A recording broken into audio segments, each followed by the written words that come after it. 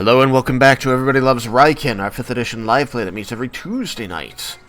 Last time, the party's long trip through the Feywild in the company of Laramanda's parents and very, very extended family finally came to an end, as the caravan and all of its strange magical properties rolled up in front of a structure that is indicated to be Autumn's Elegy. After figuring out just a few last-minute little interactions with the fam, Laramandus was informed that Jebel and Vendar had already left the wagon to go in search of, in Pa's words, reactants. He, of course, meant reagents, and Lair knew this meant that they were taking things from a Fey domain, which he was very concerned about, so he and the rest of the party bolted out of the wagon to go find and stop this, just in case it caused problems with the Fey. As they were having this discussion over the propriety of taking things from a Fey domain, Zentharmil himself appeared by magic among the group, larger than life, but otherwise looking much as he had when he parted with them in the desert outside Tuga. He then had a difficult discussion with Leah, as he wanted to know the answer to the question, "What would you do if I refused to give you back your father?" And he did try to justify the idea of keeping Raiken by explaining that Raiken's brash and poorly thought-out decision-making process had already led the party, and especially Leah, into great danger, and he could not abide it continuing to do so, but that he had already made great strides in course-correcting these characteristics of Raiken, as the Dragonborn had shown great competence and even savvy within the court of the Fae. Leah, torn between maintaining her bond with this Fae that she had come to trust and care for over the time that he had spent in her armor, and how he had helped separate her from Zephyr, her previous patron, and her father, Raiken. Without the fate of the world hanging in the balance, it was a difficult decision for her to make. But it became clear to her that Zentharmil wanted her to choose Raiken over him, and so, pained and devastated, she told him that if it was necessary, she would fight him. Relief immediately washed over the Fae, and he explained that he had realized that by the nature of their pact and Leah's reliance on him and others, that he could easily become a danger, and the things that he asks her to do could lead her down a dark path, and he needed to be certain that if that ever began to happen, she was able to identify it and willing to part from him in the way that she had with Zephyr. And that he was profusely sorry for putting her through that pain, as it very clearly physically hurt him to do this, as he explained that he was defying his nature as a Fae, and that was very dangerous. So, we pick up outside the court of Autumn's Elegy as Zentharmil is recomposing himself, getting shakily to his feet and helping Leah up, waving a hand through the air, and you see glowing magic, just these curls of greens, blues, and purples following behind his hand as he sweeps it over Leah's head, and all of the the makeup and the tears and the mascara, everything that she was wearing that was running in the heat of the moment, vanishing. Not being fixed, just vanishing. What did you do? Your face paints were running, and I didn't know what exactly you wanted them to look like, so I removed them. Oh, well, thanks.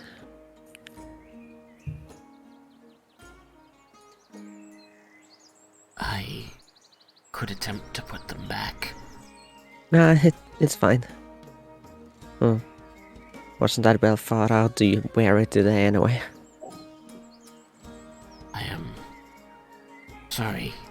You still look fine, of course. I will invite you all into my court. You wish to receive your friend back? Yes, please. Then, all of you, please, follow me. Paul Raiken, are you the only one in the court other than Raiken? My court is maintained, he says, as he strides ahead, walking slowly enough that you have no trouble following along. He says, my court is attended by several lesser fae, pixies, such as Lorelei. I have Raiken as my knight, but today I am hosting a great gathering of several fae from nearby domains, those who would be potential allies to me as I solidify my hold on this place. All of them are well-tempered fae? He pauses, his footfalls stopping as he seems to look up a bit. He says, I do not believe any of you will be in mortal danger within, but they are still my people, and I have heard it said that the way my people interact with your people is often felt to be inappropriate by your people's standards. I'm also asking more in the sense of behaving in a way that will not cause any discomfort or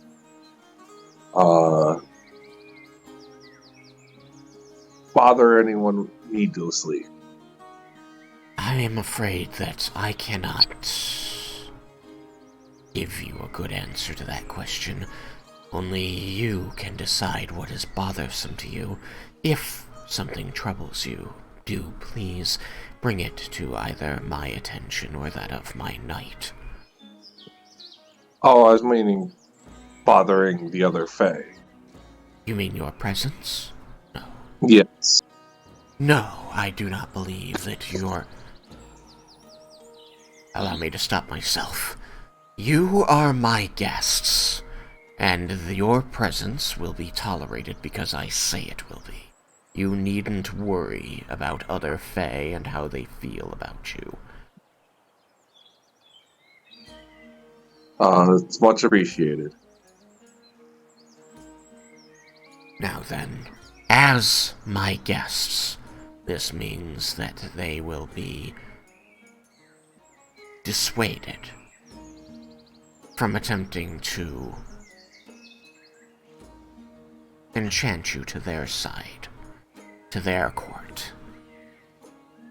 You will not be removed from here by them. Does this put you at ease?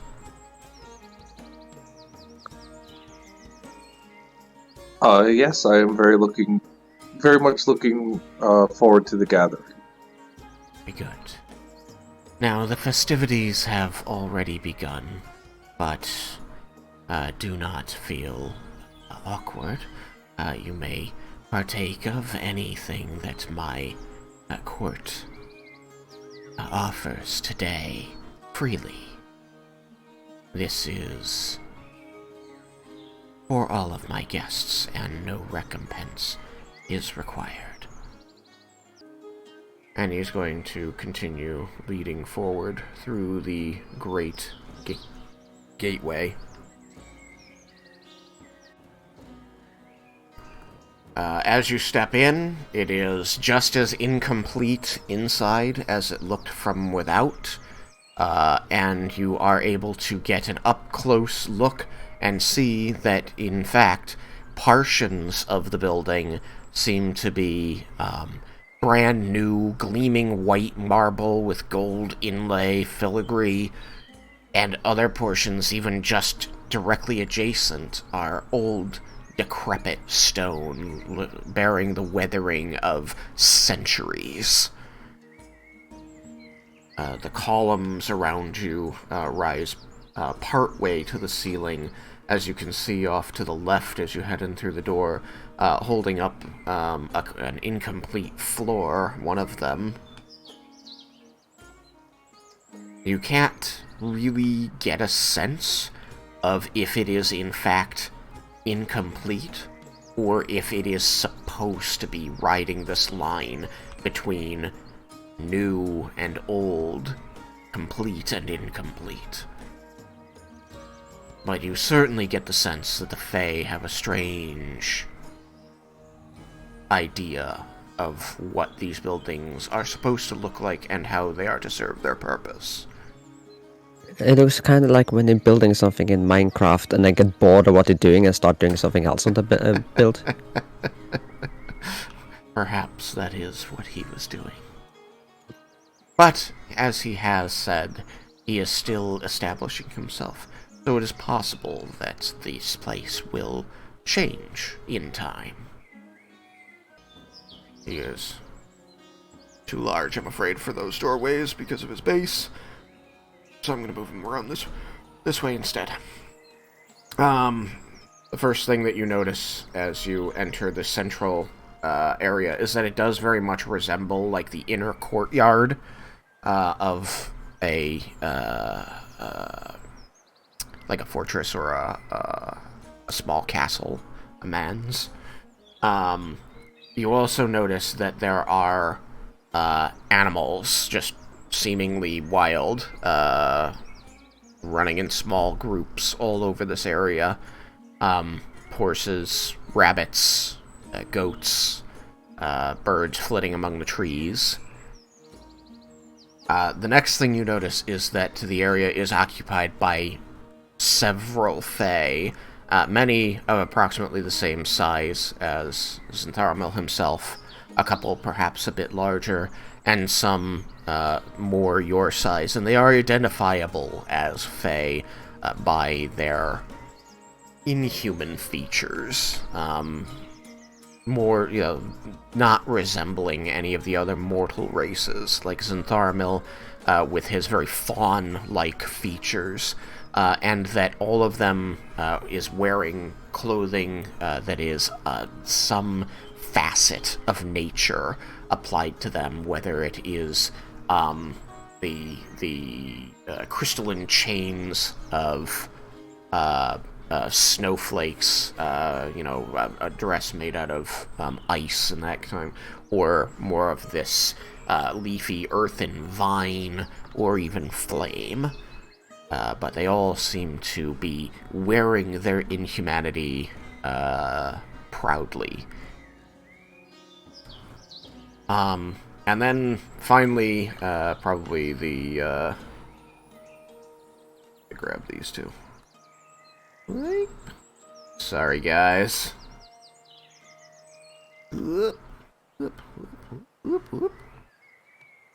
Hopefully he fell in somewhere. There he is. Yeah, it's literally you fell in the Want to water. go for a dip. I gotta use teleport more often. Any event. Finally, you do notice what the festivities are. Several of these Fae seem to be gathering together to speak in small closed circles. There's maybe 10 that you can see. And in these small closed groups, you will notice that now and again one might, in the middle of speaking, simply reach down and pick up an animal off the ground, like a rabbit or a turtle or something, and then just bite into it. Oh, what? So you get the sense that the animals running about are hors d'oeuvres. Well, that's gruesome. A little bit. Yeah, I imagine Jebel shudders every time that happens. Now, it's not like And it's you hear them constantly scream. going on, but you do catch a glimpse of, 1 to 3 instances of this happening at the moment that you get there. Now, 1, 2, 3, 123. it's not like No. gruesome. It's pretty gruesome. Oh, it's gruesome. Like, it's like they, bite this animal in half, and the blood just flows over their hand, and they continue conversing with whomever they're talking. Oh, I thought it would be like animated cake, to where it was just moving. Nope. Okay. I mean, you can think of it as like no. very moist red velvet cake that's animated if you'd like. With a That's cherry not what- filling. If that helps. Yeah, they're like chili donuts. That's the first difficult thing to look upon. Second is that not all of the groups of Fae are conversing. Some of them are engaging in very blatant, open sexual acts. Cover your eyes, Leah.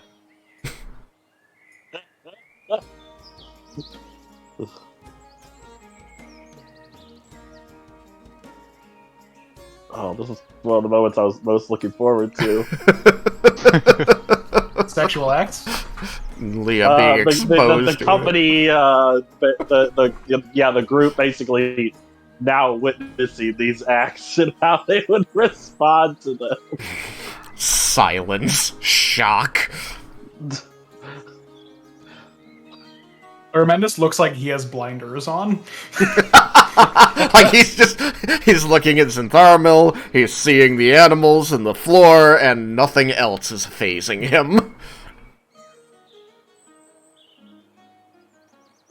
Jebel's like, so, how long are we gonna be here?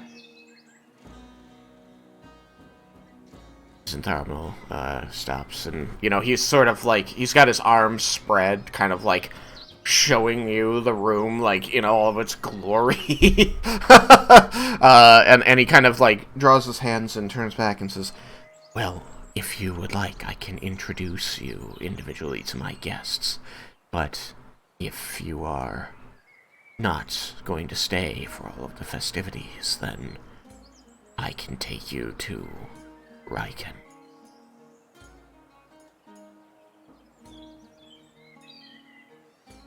I haven't seen him in a while. I think it would be rude not to reacquaint ourselves with him soon.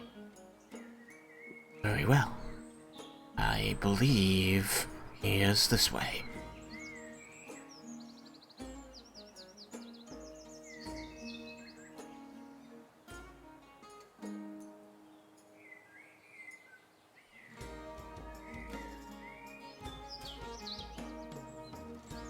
I just discovered you cannot hold the arrow.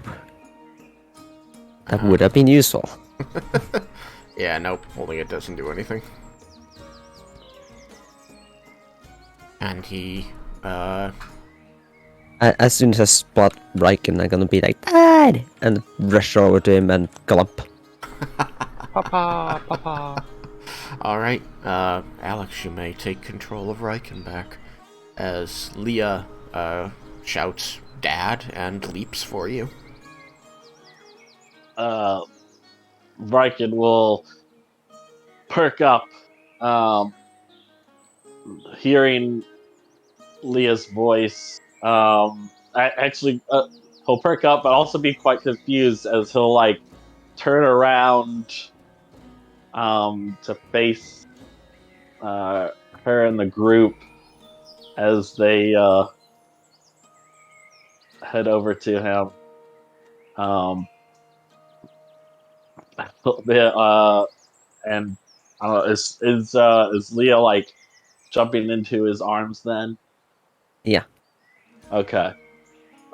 He will wrap his arms around her, and he'll just look at her and down at her and the rest of the group, and just being like, "What the heck are you guys doing here?" Came to get you. I told you I'd be back. It hasn't been that long. It's Yes, been it like has. 10 days, dude. 10 days?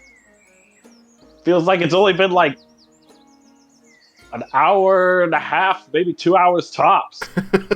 Time functions differently here. Hey, Wild's weird. Very. Tatsuya is going to stalk around, careful not as he edges along the side of the pool. Says, "Brother." I'll see it. You're with them as well? I didn't have Unfortunately, much. we had to take him along. he like, you see he starts to speak and then Leah tramples over him and he just sort of like slowly like lets his shoulders sag. I had little choice but to join their efforts to rescue you. I was not going to leave you in the clutches of the Fae.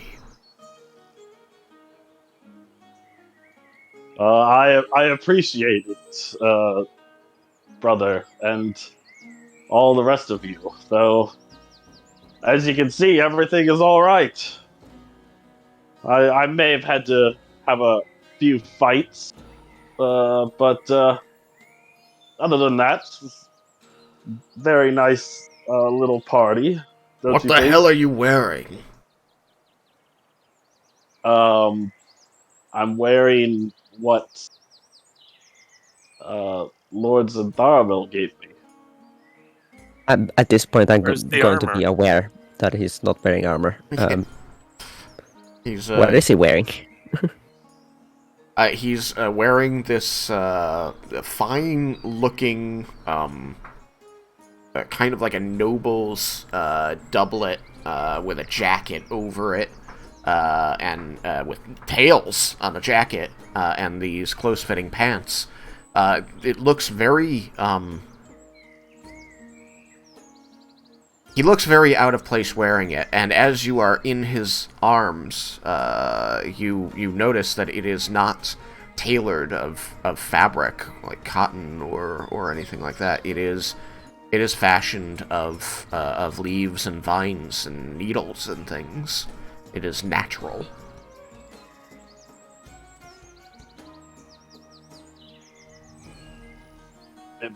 Besides, the armor's right here. He'll grab the chain of like the necklace that he wears, and Please do hold it not up. activate.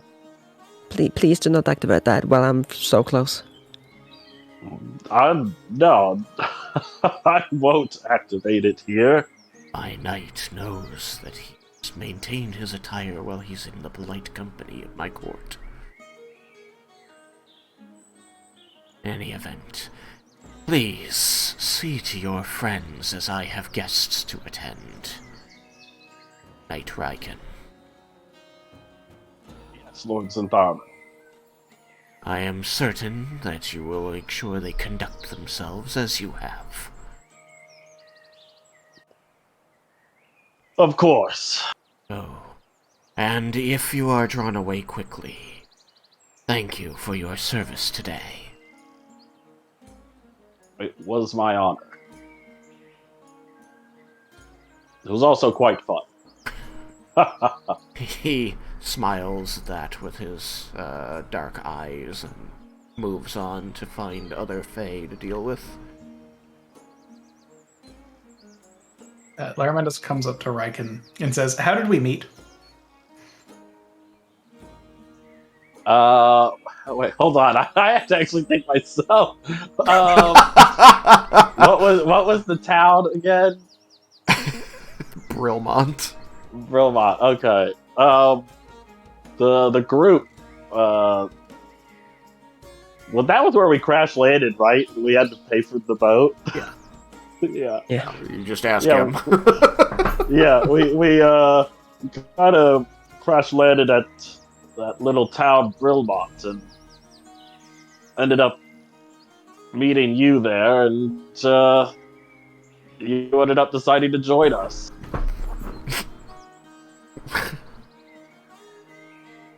Larametis nods. All right. We should go now.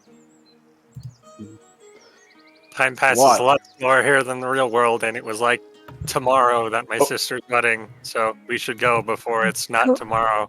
But what was Come that on, all but about? I missed it. just got here. I want to look around. He Lorelai. says it's been 2 hours here. It's been like 10 days in the real world. If we spend 15 minutes here, I'll miss the wedding. We need to go. Oh, but you have to meet some of the great people here. I Well- have to get to my sister's wedding. Oh. Can I be in to make a suggestion? As I have now shown up. Yes. I'm sorry. I did forget to do a thing. Okay. Describe how he was no longer there. Yes, I did forget that. Uh, But It's alright, nobody noticed. I'm gonna go with people were distracted and didn't notice that he wasn't there. Suddenly, he speaks up. You all feel this, like, prickling on the back of your neck, like, your sixth sense going off, like you're being watched, and there's, like, almost this pressure pulsing for a moment, and then you hear Cyrus' voice. Leah, is there any chance that you could just take him there and come back, and we can all leave in a few minutes once, like in like an hour after you've had a chance to rest, and you can explore a little.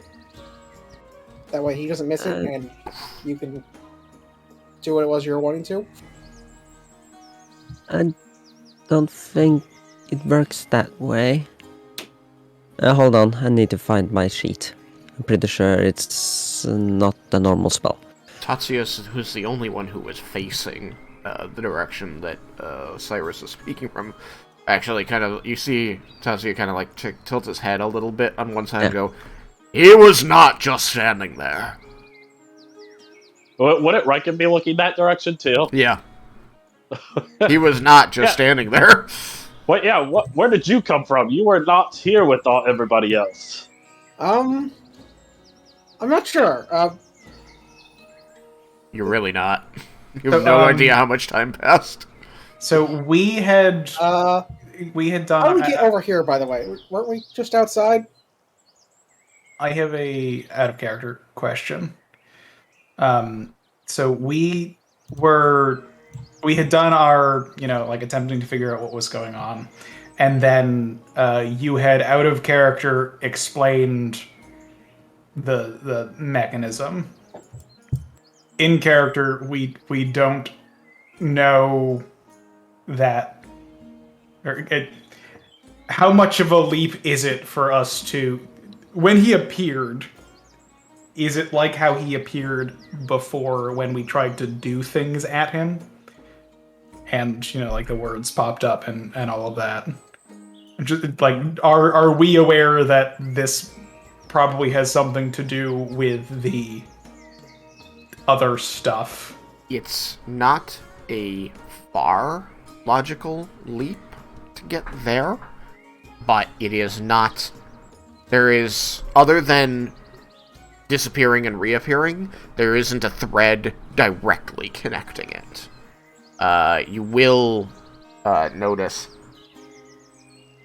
Raiken as he appears where he was not. One, it did not appear like an invisibility spell ending where it's like a cloak being drawn back and revealing them. He just sort of popped into existence, and you saw, like, you felt like you saw the ground and the grass and the trees bend around him momentarily in a very unnatural way. And as he appeared and began speaking to you, his eyes were glowing bright green, and that bright glow slowly faded to nothing. So his eyes were his normal dark green color. Okay. Yeah, I was gonna ask about like if there's the green sparks or the green eyes or whatever. Yeah. So, yeah, Raiken would be like, did you always have glowing green eyes or what? A Fey broken. A Fey broken. I mean, in case you hadn't noticed, they were always green, but I'll admit that the glowing is a bit new. A recent development due to magics that we do not understand, and seem to foil any attempt to undo them, sometimes with rude commentary. The medium-length Or, story, brother, is that at least 2 days ago, our path to finding you was blocked by a castle. And when we entered, there was a person who seemed fey inside who challenged us to fight. And when we defeated him, he turned into a mushroom. What? I missed a fight? Damn it! Several of them. But if you come with us now, then any fights that we get into, you will also be around for. Also, to answer your question, Cyrus, unlike most of my spells, I can only do plain shift like once I rest. Like I had to rest a while. Did that log just move? Yeah. No, that's the alligator. Luramenus takes a step away from the water. My whole tab it says I'm crocodile. By bite the size, so don't mind me. So I just. What is that? It's Never heard probably of- one of the meals. The main course. Well, Alright. then Oh, what fuck. if we just left for now so Vendar doesn't miss his thing? And if we really need to explore here, we can come back tomorrow?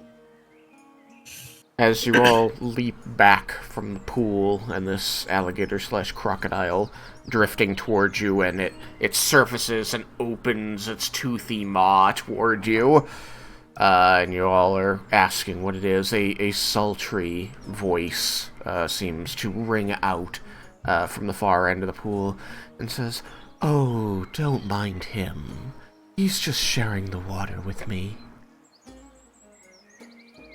And looking that way, you do see another exceedingly large fae. This seemingly a beautiful woman, woman-shaped creature, with these deep. Now Leah steps back as well, but not because the Alligator, crocodile. sorry. This woman with long silvery hair seems to be watching you intently as she stands in the water. You can see that she is sort of leaned against the corner of the pool and is just draping her arms, her long arms, along the ground next to it. And she kind of looks over the whole group and says, "My, more mortals. This gathering certainly has an eclectic attendance, doesn't it?" Yeah. Sorry about that. My internet just decided to poop itself. Welcome back. As I didn't hear much of the explanation of this character and the characters that were showing up, but as it started to speak, Leah too stepped back, but not because of the crocodile, but because Lorelai yanked her, like her clothing from the neck and like pulled her back. Nice. Yeah, sorry I didn't get to give you an exchange with Lorelai. She does have stuff to say, but other people wanted to. Raiken, at this point, will turn and he'll say, everyone, this is the mistress. One of the,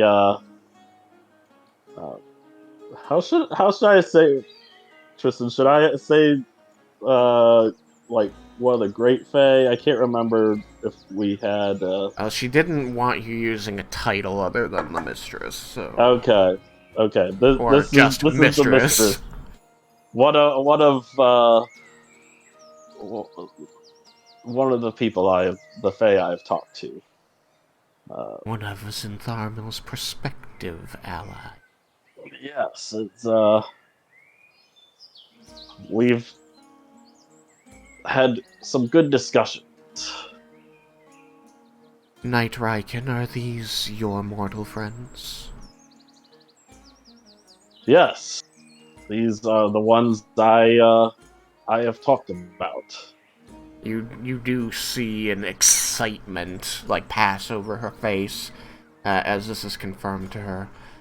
And she again looks over the group one by one and says, "You all must have so many adventures that you've gone on with my good knight here.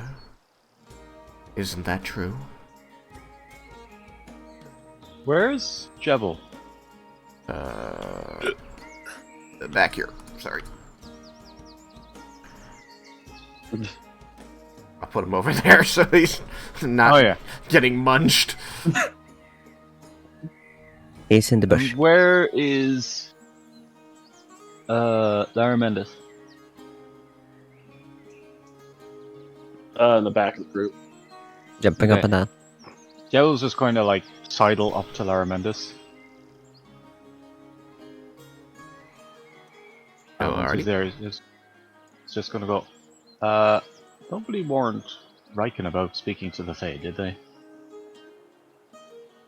I had not realized it was a conversation that was necessary. Well, you felt necessary to tell us. We were going into the Feywild. True, Raiken just vanished. No, but I mean, nobody told him. Hey, is this something we're going to have to worry about? Because you were pretty worried about it. It is possible. I suppose we're going to have to check in with him later. She kind of looks at you. Again, she's been passing her eyes back and forth over the group with this poorly concealed excitement in her eyes. And she says, "Well, if you're not planning to stay and enjoy these festivities, I do hope you would at least indulge me. If you have such adventures you've been on, I would love to have one of those stories." Before you go.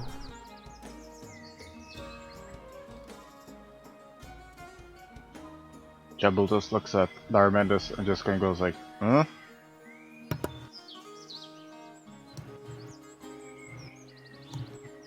I'm not sure that we'll have the time for that, your ladyship.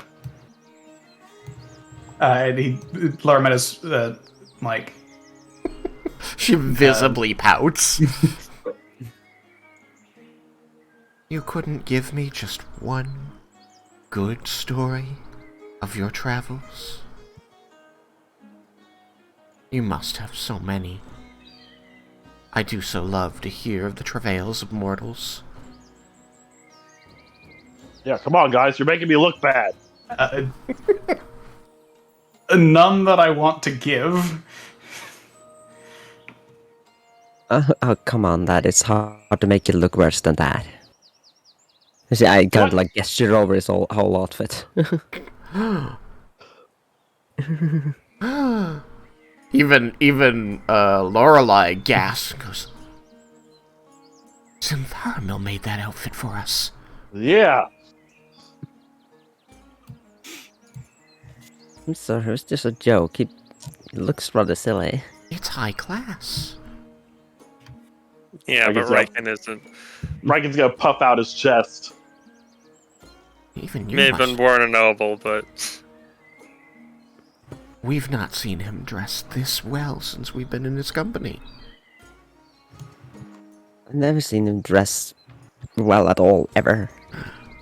It's not what I'm used to, it's just that.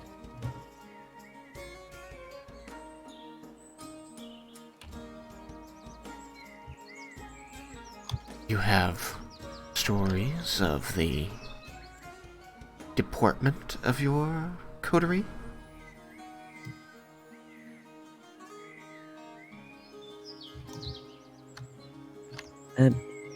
Sure, but Splashing as she pushes it. Whoops, everything disappeared. Stop that. She pushes her way through the water over to you, moving the crocodile out of the way.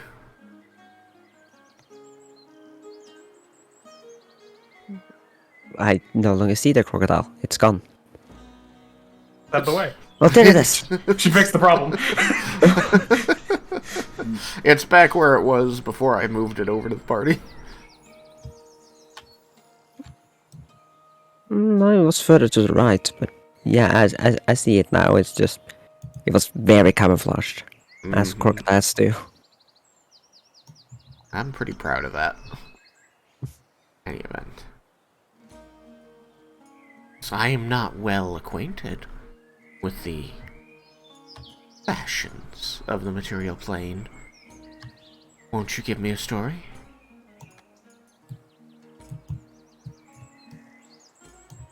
None of us are particularly well informed about the in fashion items. This time, Anyway, as you Lily. make your excuse, you see her eyes dart to you and narrow. Nods his head a bit. Your ladyship.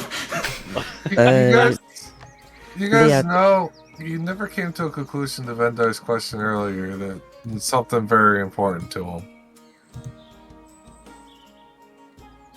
Leah takes out the diary, flips through it, tears out a page and hands it to her.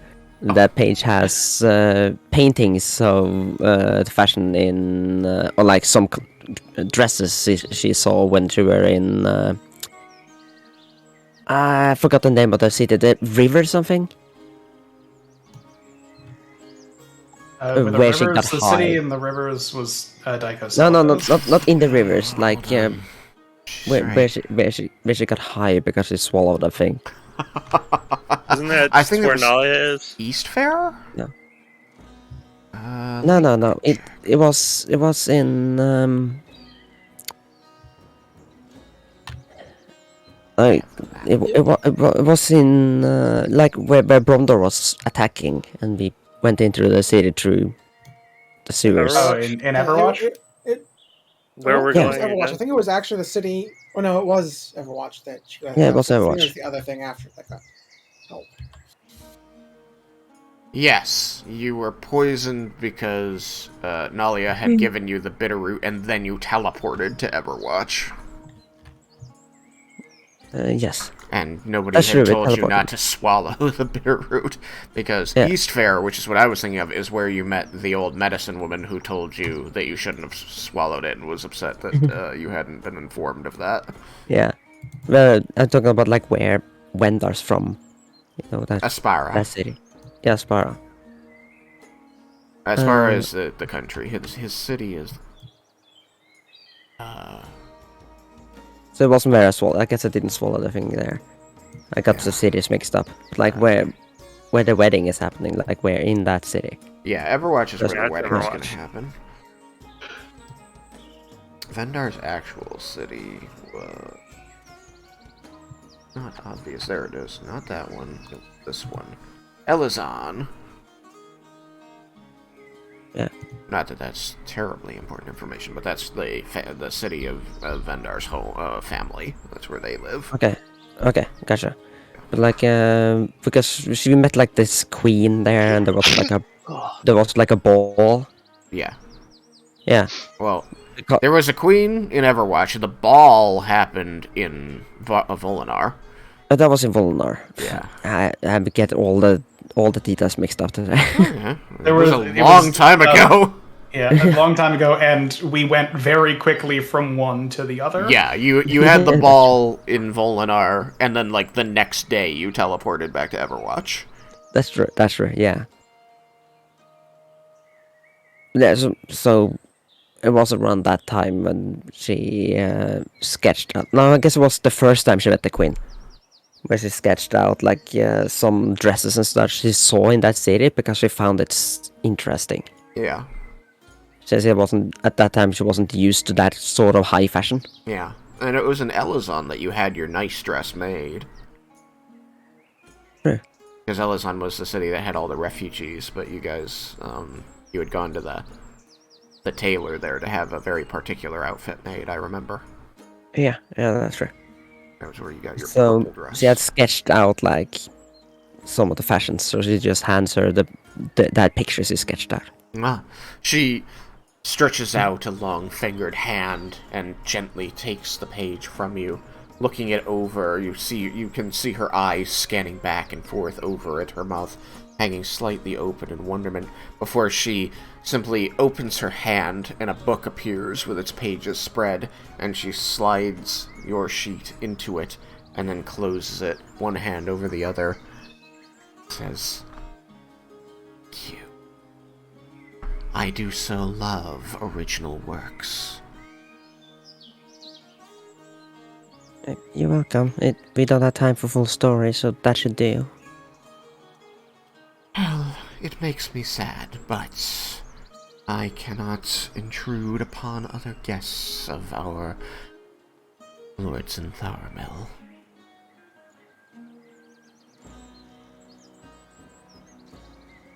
No, excuse me. Me and my companion here has some catching up to do, and I guess you're at Lorelei.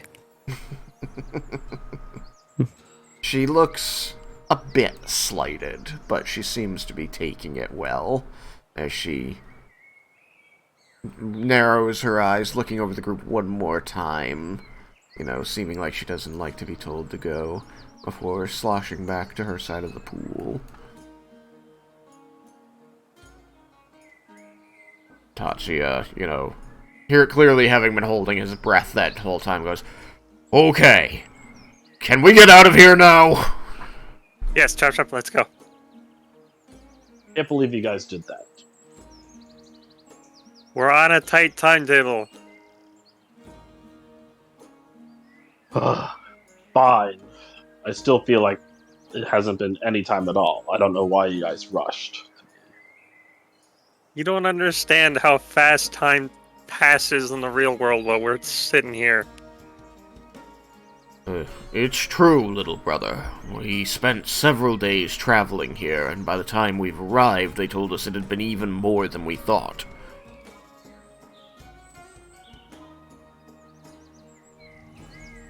Very well. Just let me say goodbye to someone. Someone? Yes. Sintaramel? You're going to go find your warlock friend? Yes. Are you just going to rush off and do that and come back, or do you expect to pull the whole party over there? No.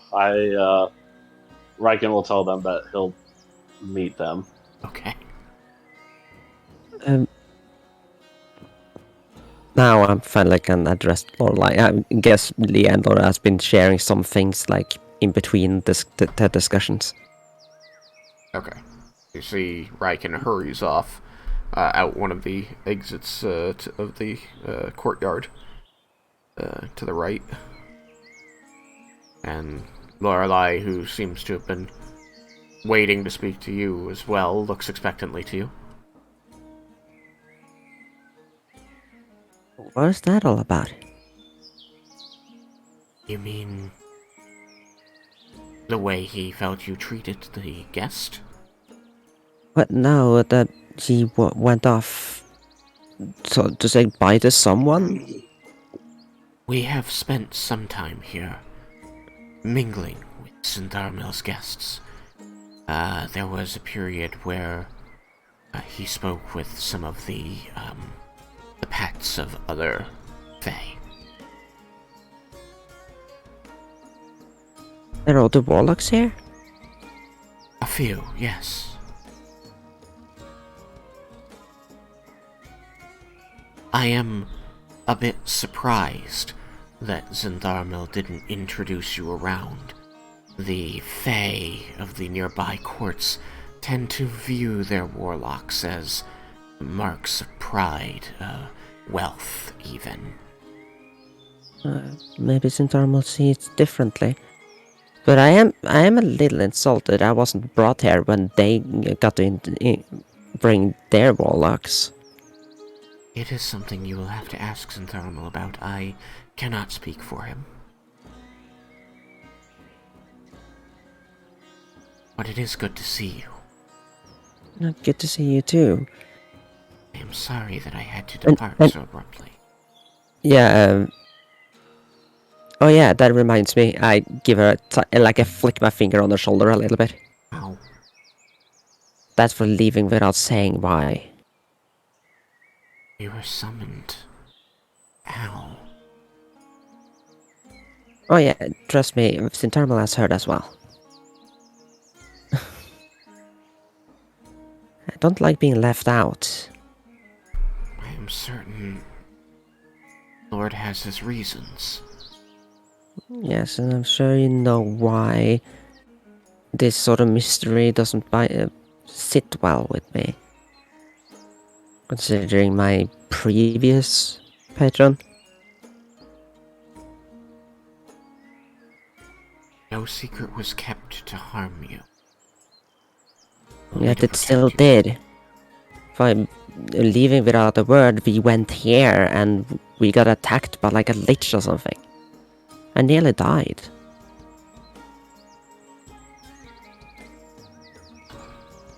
That was not supposed to happen. Yet it did. It might not have if that you have told me all about it. About Raiken being knighted and that he might get summoned at some point. Then we would have been prepared and not rush into it. It seemed like the kind of thing that would have caused a problem between you and Zen. Didn't want to deal with it until it had to be dealt with.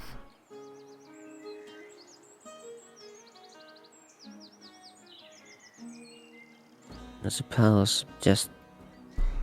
Besides, it was his choice, she says, rubbing her shoulder. He made the decision to swear himself to Zin. Perhaps if I could have been there to advise him, I could have stopped him, but I was transmitting at the time. Was this in the mansion? Yes. The Underdark. That's when I even asked you what you were doing there, and you just kept it from me. Time wasn't right.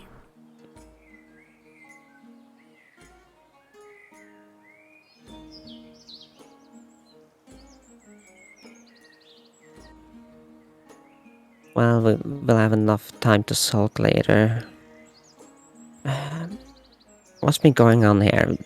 You said that you spent some time talking with people, but Raiken seems to think it's only been an hour. I get confused by all this time stuff. For us, it has only been a few hours. So, it's very strange. Compared to the material plane anyway, it's very normal for me, honestly. Time is meaningless. I've existed for, I don't know, hundreds of years? A dozen? 1,000? Time is meaningless here in general. No, It's only once. You look good for your age. I have no idea how old I am. Thank you, I guess. It's only once someone powerful, like a powerful archfey, or the elves, control a region, exert their power over it, and align it with the thoughts of other beings, that it becomes anchored in time. That's why the elves are able to have their cities here, and still communicate easily with the material plane, because time is moving the same for them. But out in the wild? Who knows? You could have jumped back 20 years for all we know. I'm gonna go backwards too? Sometimes it goes upside down. But how does... What? It doesn't work! Your body couldn't handle that. You're not... I look over at Laramandas. Which I assumed You've heard been all of having that. this conversation audibly and not telepathically? I thought so, yeah. Okay. I just wasn't sure if I was hearing anything that was going on or not. Apparently, everyone has heard everything. I mean, there are some at the university that spend their time focused on the flows of time. They are odd after some years in their particular field.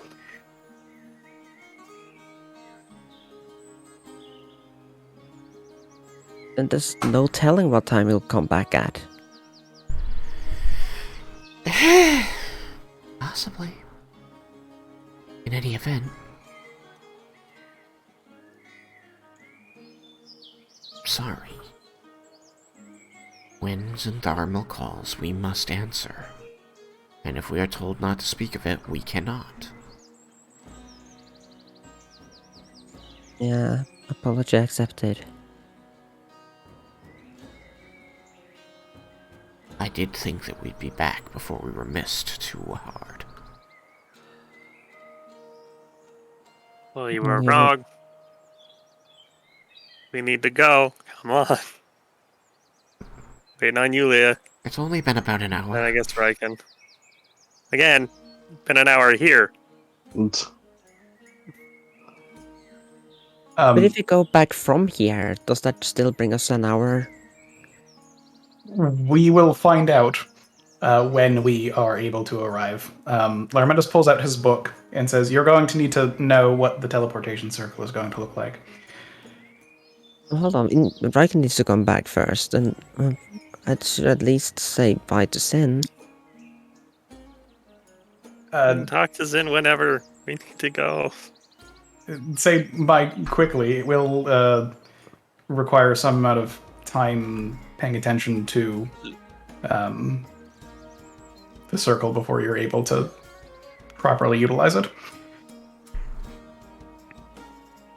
And I need to send to make sure that we have permission. So I will do that.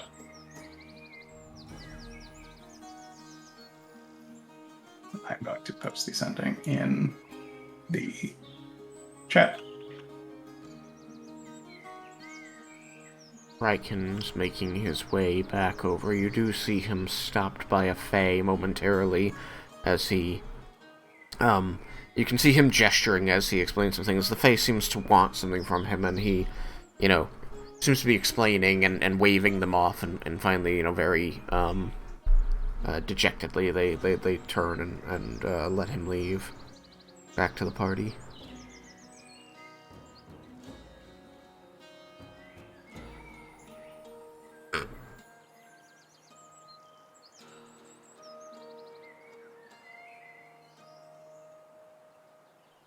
Who were you talking to? Raiken, you're back. Who am I talking to? You were approached by a Fae who wanted to meet the party. I imagine that you would have told them that the party is trying to leave. Okay. So but- there's nobody necessarily in particular, just... No, it's one of the names here. That was Baroness Laurel Stillblossom. Okay, that's not a name I had, but we'll go with it.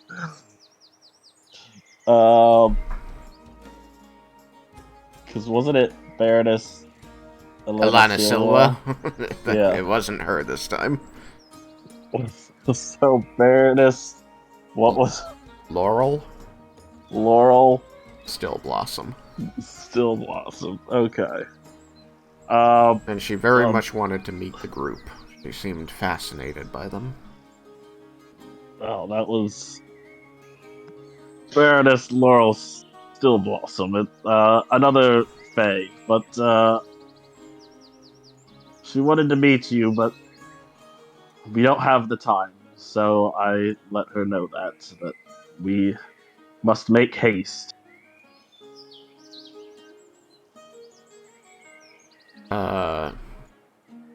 You're there hearing this, right, Laramentus? I am here, and if he's talking nearby, I assume I heard it. So the name, Laurel Still Blossom. the name, reminds me of a very similar name that was mentioned earlier. It does. Extremely similar one. Laurel Still Blossom is the name you saw your mother tapping on the map of the domains as you were getting away from the creature that wanted to take you to its master. The one your father said likes to keep mortals. Okay. I think that they have a hold in a nearby domain that we had passed through. I think it best that we leave quickly. Hermenda seems a bit panicked when you say the name. Yes, of course. I guess we should be on our way. Laramendis casts a spell. Okay. People seem to take notice, but they're all watching with interest. None of them tries to stop you. Okay, I cast Sending. I'm gonna walk over to Sin. Okay. You can write up your sending while I handle this, yes?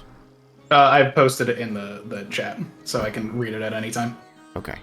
Let me handle this first. Actually, I'm gonna give my cat her medication while you're handling this. Then we'll take care of that. Okay.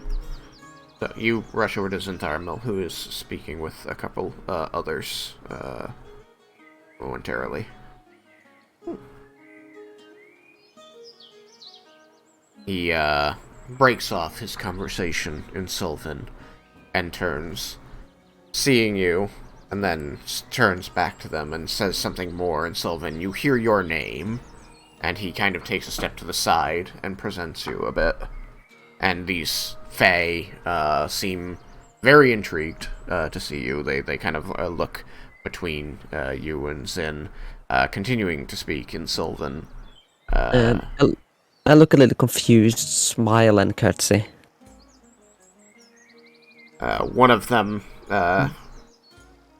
she returns the smile, and then her face falls off, and you notice that there's another face beneath it. There. Also smiling, and she curtsies, and when she rises again, it's a third different face. That of a man. And as this person continues speaking in Sylvan with Zin, you notice that their face and body are changing the entire time.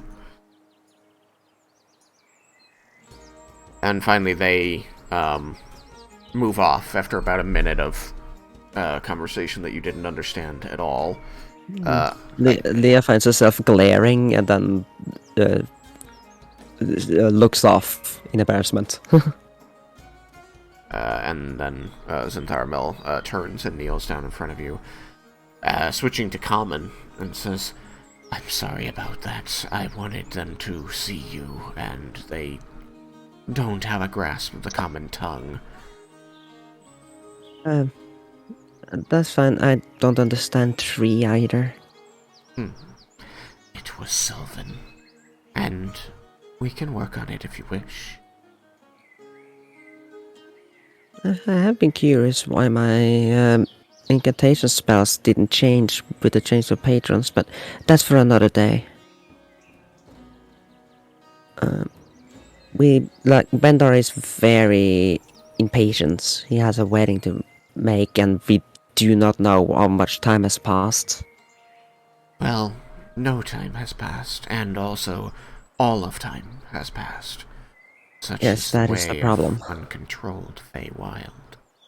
In any event, I understand that you must leave. It does make me sad, but I didn't expect for you to be here at all, so I would say that I am happy overall. Yeah.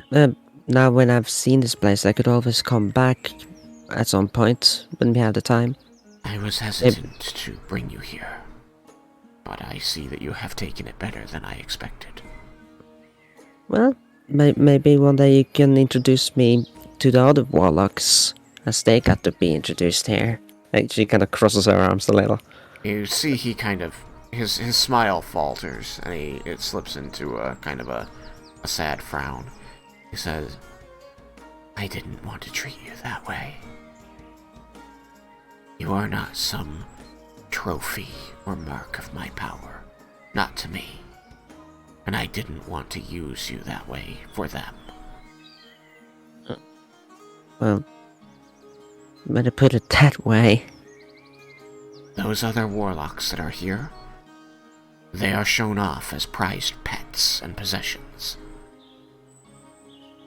More warlocks means a more powerful Fae.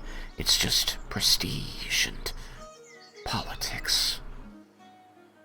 That's awful. I knew you would feel that way. It's part of why I only brought my knight, and not you. So is Raiken like your possession? He agreed to it in a way that you did not. A way that I would not want you to. Not like that. Oh, I see. But, more than that, I knew that this, and he looks around the place, party would be interrupted. I knew I needed the muscle, and he owed me the oath, so I called upon it. I also called Lorelei. They fought together. It went well. What did you fight? It doesn't look like there's been a fight there. That is because we cleaned up. Well, that was fast.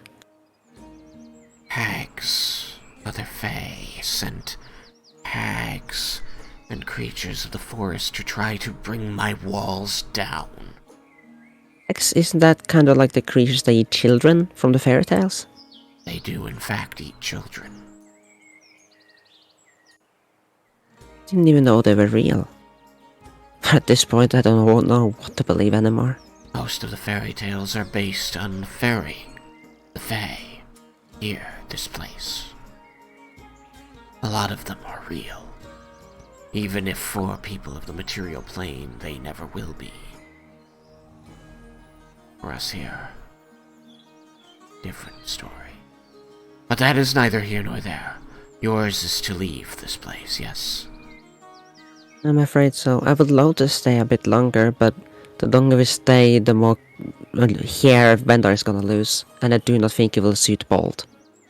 I believe you are correct. Then, let me not keep you any longer. It was an unexpected treat to have you in my court, Leah, and I thank you for understanding my need to borrow your father.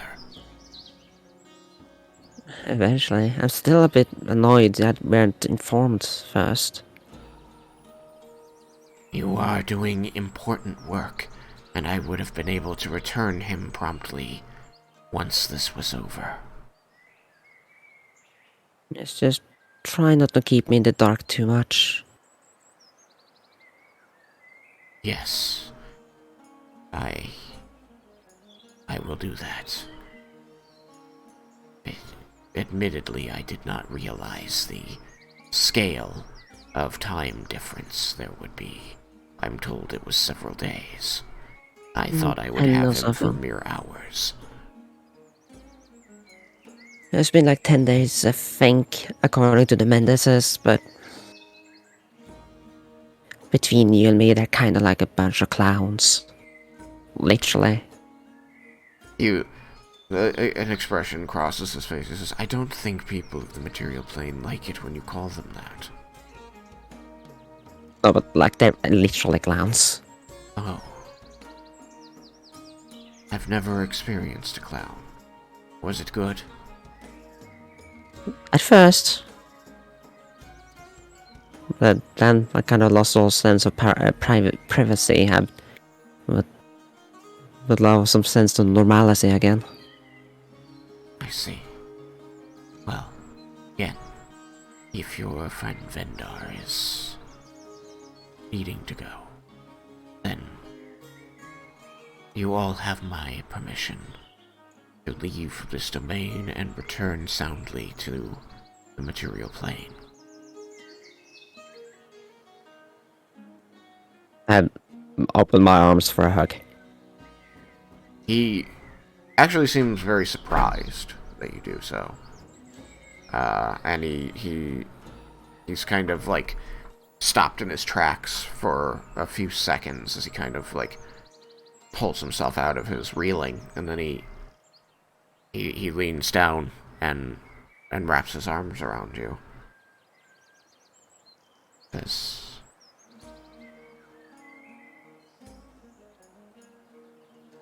Thank you. I will do better. So will I, but I must admit this was all very rushed. I could have had more patience. No. If what I hear of the time difference is true, then I understand. The time that I spent in your armor, I felt trapped by time, not just by the armor, and I was aware of every passing moment. Here, free, I can lose myself as the Fae do, and existence is untethered. Your life isn't like mine, and I must be cognizant of that. I will inform you ahead of time before I call upon my knight in the future. Thank you. It was nice seeing you again. Please take care of yourself out there, Leah. And you. I mean, I hope no more hags show up. I think they will, but I only needed Raiken for my party.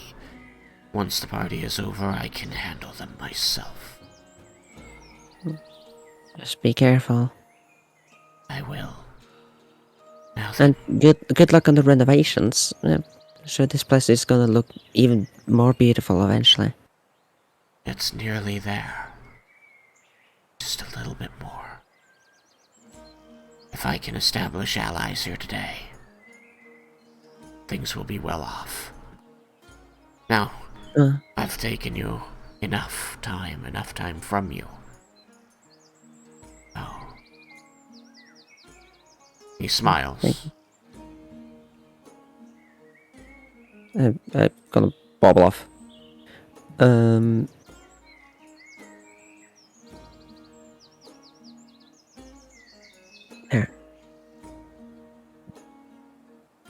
I believe Sam is still dealing with his cat, yes? Yes. He's going to hand you his Book of Endless Pages, flipped to a page that has a complicated diagram with a bunch of draconic symbols all over it, forming a ring. You recognize this as a teleportation circle. And he says, you're going to need to study this and know it well before you cast plane shift, so that we can be directed to it. He says that to you, Leah. I said that when you get back to the party from talking to Xantharamil, Laramentis is abruptly going to turn to you and hold out his thick book, flipped to a page with a teleportation circle on it, and says, you'll need to study this well and know it before you cast plane shift, so that we can be sure that we land there. Yeah. She's gonna take a look at it, look at the book, and like. This will take us to Everwatch. Okay. I think I Vendar. got it. Yeah, that's just saying things while looking over the circles. Vendar, it seems everybody's back in the party. Alright, good, let's go. Are you going to start pushing them back out the front door? Yes. Physically, if I have to. Tatsuya is mine. Okay, no, that's Cyrus.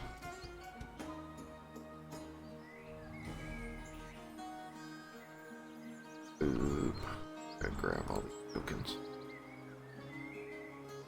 Don't have to grab Yukikaze.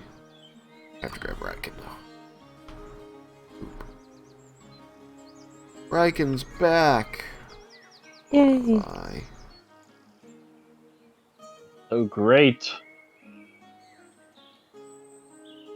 You get to be Raiken again. Right.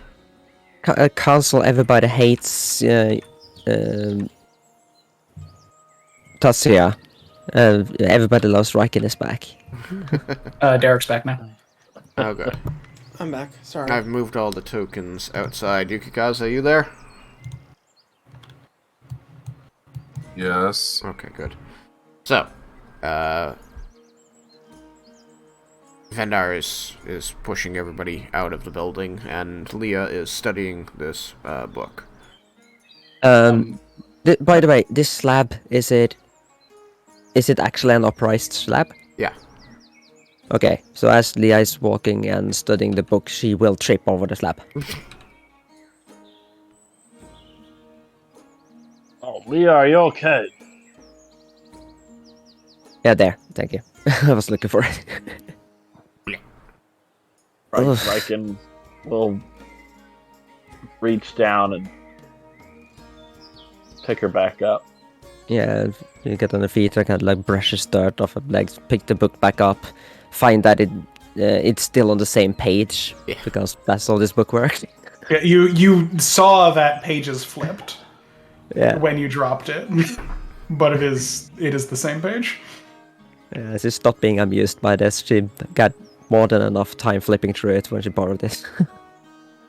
Did I get a affirmative response to my sending? Sending! Right, thank you for reminding me.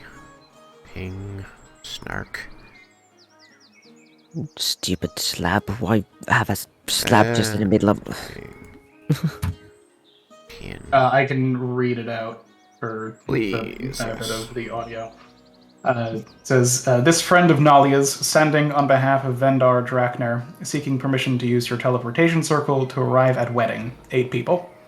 I think Sam counted correctly. If not, the Lara Mendes did count correctly.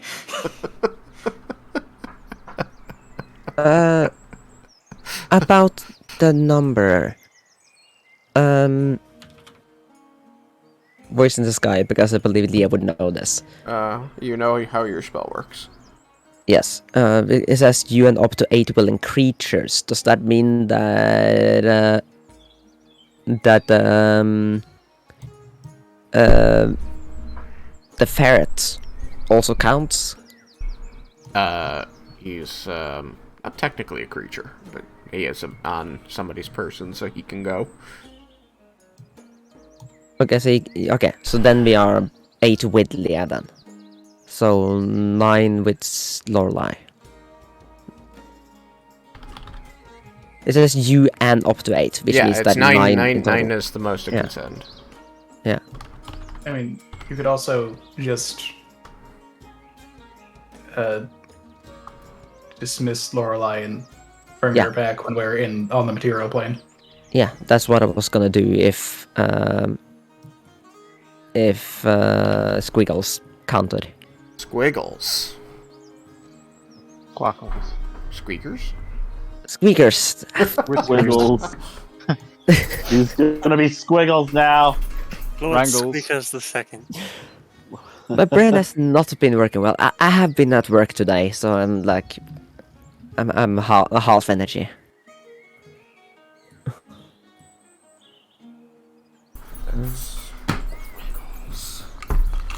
Yes, okay, then this should be enough. 1, 2, 3, 4, 5, 6, 7. Name out of here.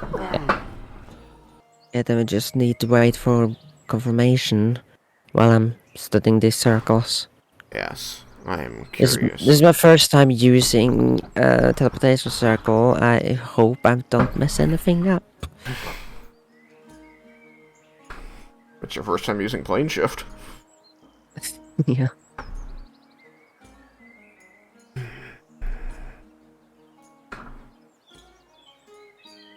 I'm sure you'll handle it well. Larmendus does sound. If Sam did not sound, Larmendus does sound comforting and confident. You did sound fine, Sam. I just didn't want it to come across like sarcastic, because Yeah, no, Larmendus it was being earnest. Wait, why am I doing it this way? I'm looking for the guy's name.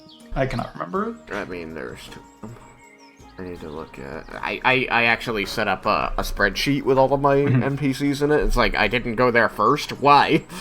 I do only know one of them. If there are two of them. Yeah. So I would have sent to that one. I see... There was Theron Ethian and Urza Gallandal. Theranethian sounds more familiar to me. It's the one he knows, because when Rowan showed up, they had the same name, because I was going under an assumed name that I picked before I got there.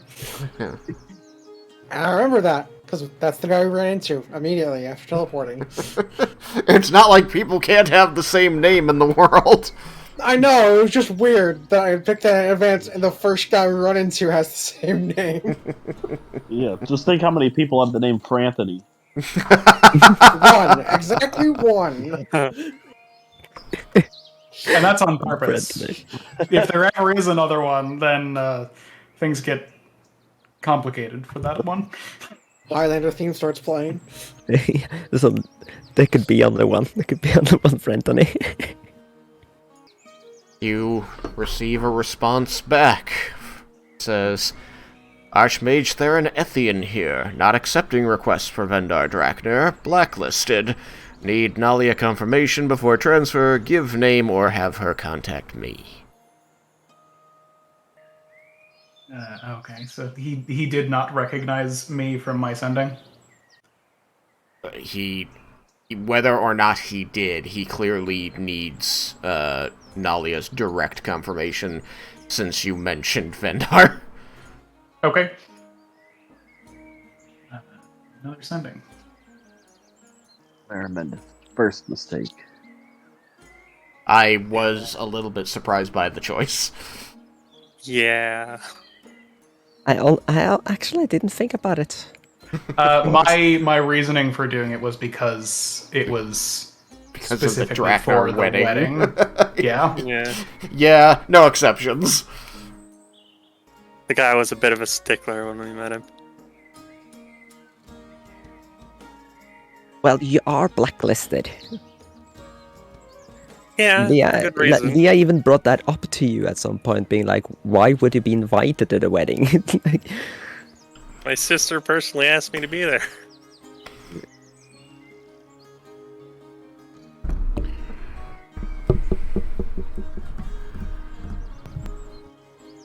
Was that before or after she blacklisted you?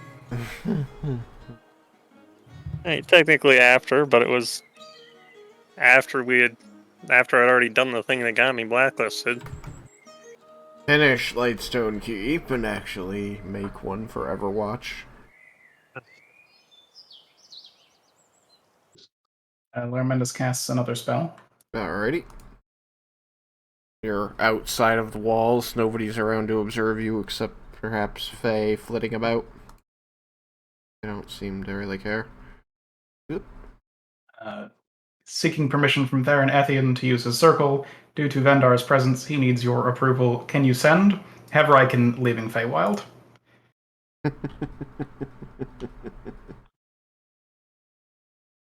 Yeah. You're gonna spend so many spell slots on sending. Laramenus would be willing to spend every spell slot he has on sending to get out of the Feywild.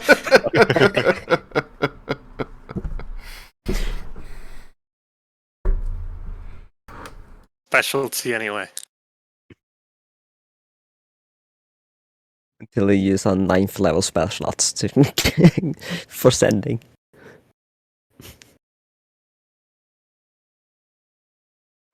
I should roll a D%.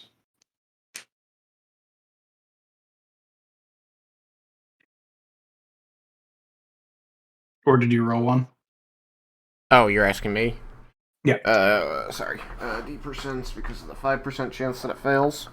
Yeah. D%. Alright.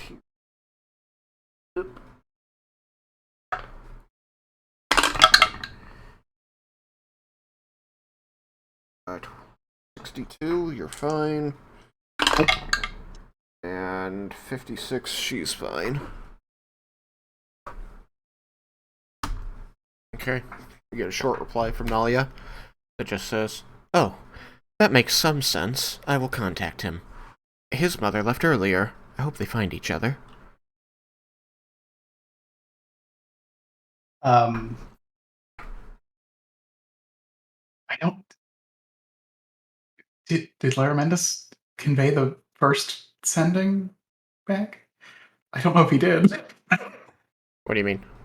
If he conveyed to the party what was said by Theranethian. Oh, so far, no? No. I'm pretty sure you didn't. We're Okay, just so- waiting for a response. So yeah, everyone saw Lara Mendes cast sending.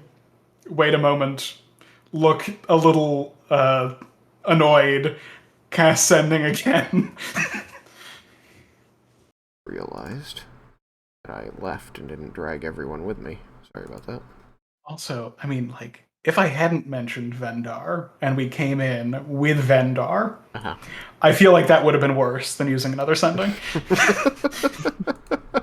I don't know. That whole forgiveness versus permission thing.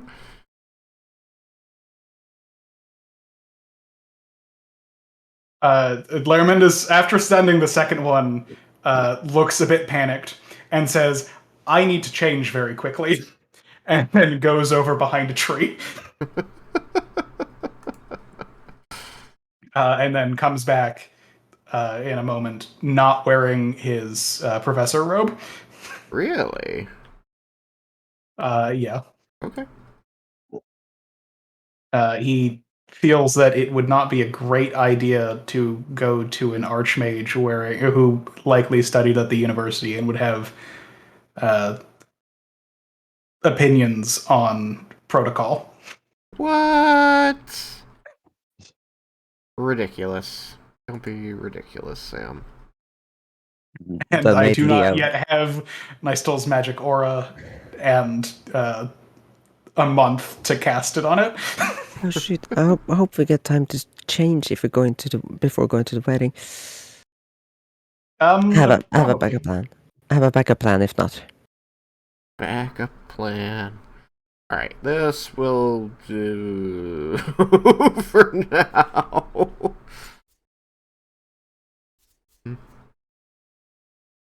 Mm-hmm.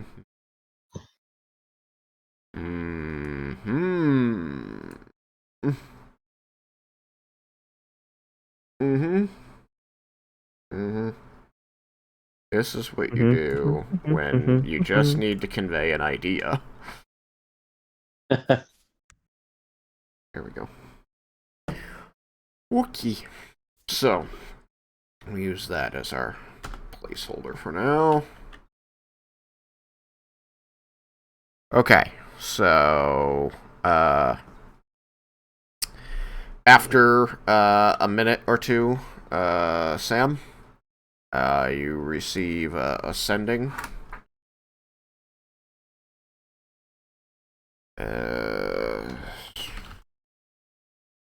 Type it out real quick.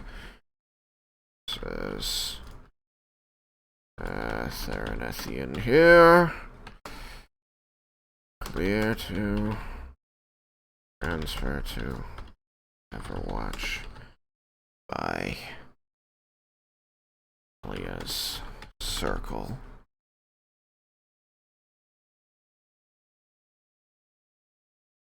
That's all it needs to say.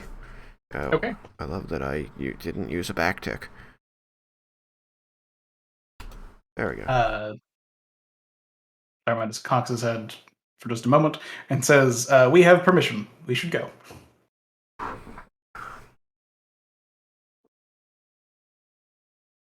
Oh, okay.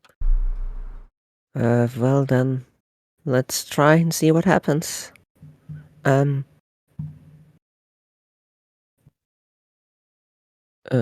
all had to link hands.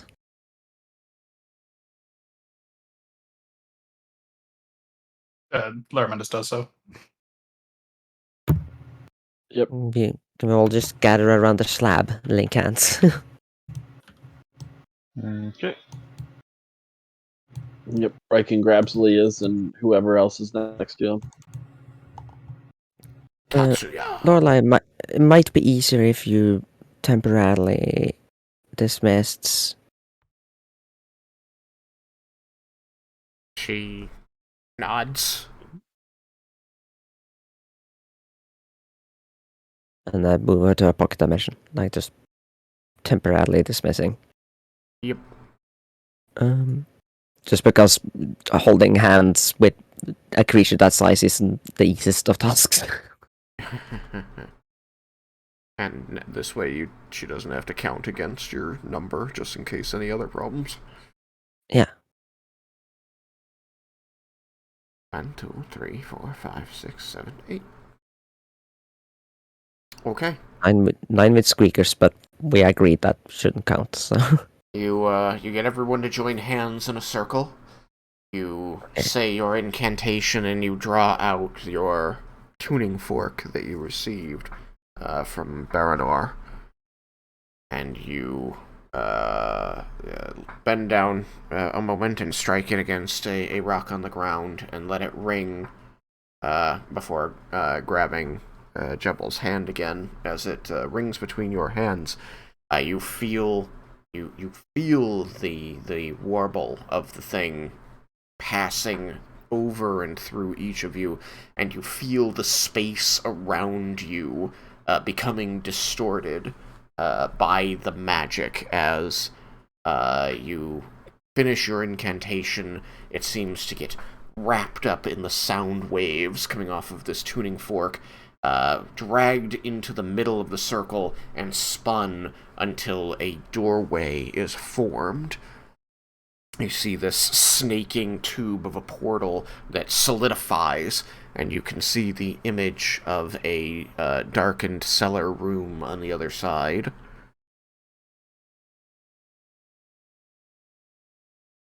You take a step in, and the whole world shifts around you as you feel you are pulled across time and space back to the material plane. You find that you have lost your sense of balance momentarily and are grateful for the hands that you are holding onto, as each of you finds that you are death gripping the people on either side, trying to stay upright, as they are also pulling against you, trying to do the same. And a soft voice comes from the dimly lit room as Theron Ethian sighs and says, "Welcome to Everwatch." You do find that you are in the dusty cellar of the Mages Guild, and he has moved objects out of the way so as to uncover the portal for its use. Clearly it is not to be known about.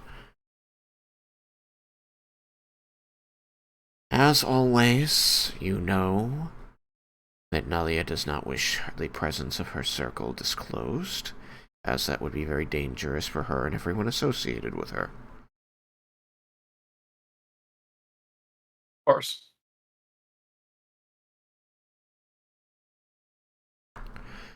Now then, if you will conduct yourselves up these stairs, the door out onto the street is to the right.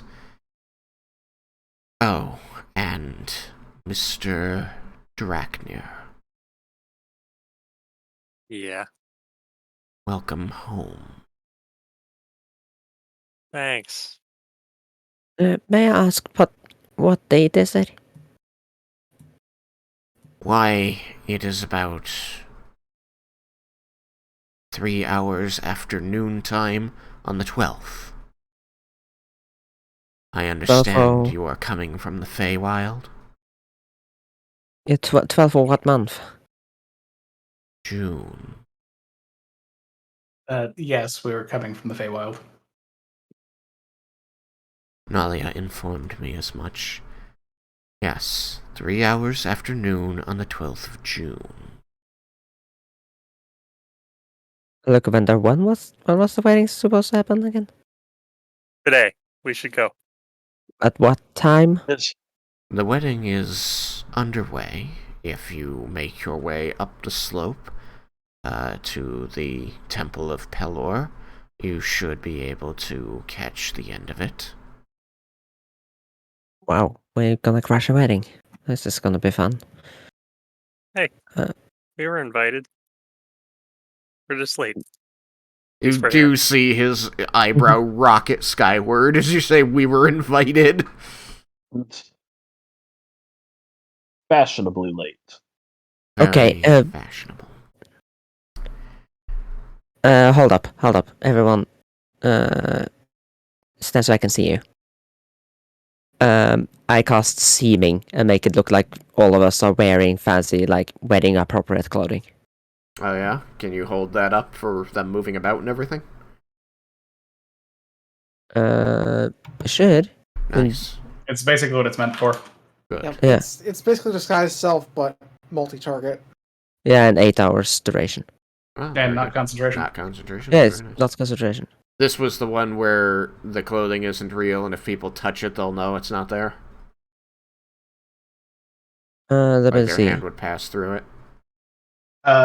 Yeah. Like if you put an image of a hat on your head and with a brim Yeah. that you weren't wearing, they would be able to pass through the brim. Okay, just making sure. Just trying to make sure I understand. And you can put it on 8, 9 targets, then excellent. Yeah, it fails to hold up the physical inspection. But I tried to make it so that the clothing don't stick too much out from Yeah. the clothing they already had. That seems... So I don't give hats if they didn't wear hats, for example. We just look presentable.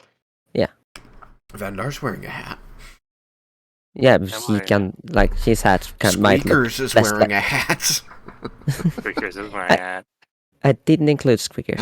You didn't give him a tiny ferret tux? I really wanted him to have Lord tiny Squeakers? ferret Now when you say that, of course I gave him a ferret tux. tux. Awesome. Alright, he's got a tiny Lorelai ferret too tux. is wearing something appropriate. She hates it, but she's wearing it nonetheless. I thought she was still dismissed, so you bowled her back and did it? Yeah. Okay. I forgot. You I forgot to mention poof that. this Yeah. onto her, and she's like, "You could have just left me dismissed. That would have been fine." I've been too long without seeing you already. She, like, looks down at the seaming and says, "This seems like an unfair punishment." It's only for during the wedding, which Cruel is and underway unusual. way late.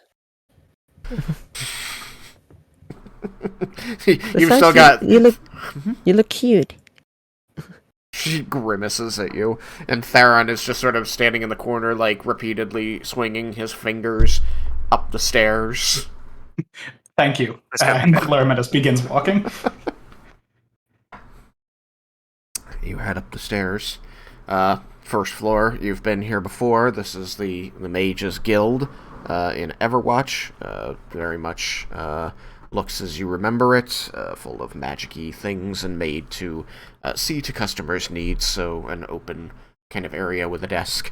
The door with nice framed glass windows upon it, letting the afternoon sunlight in.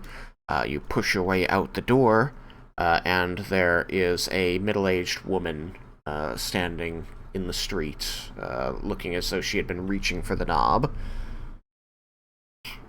And she draws her hand back suddenly as the door opens and Laramendus is standing in it.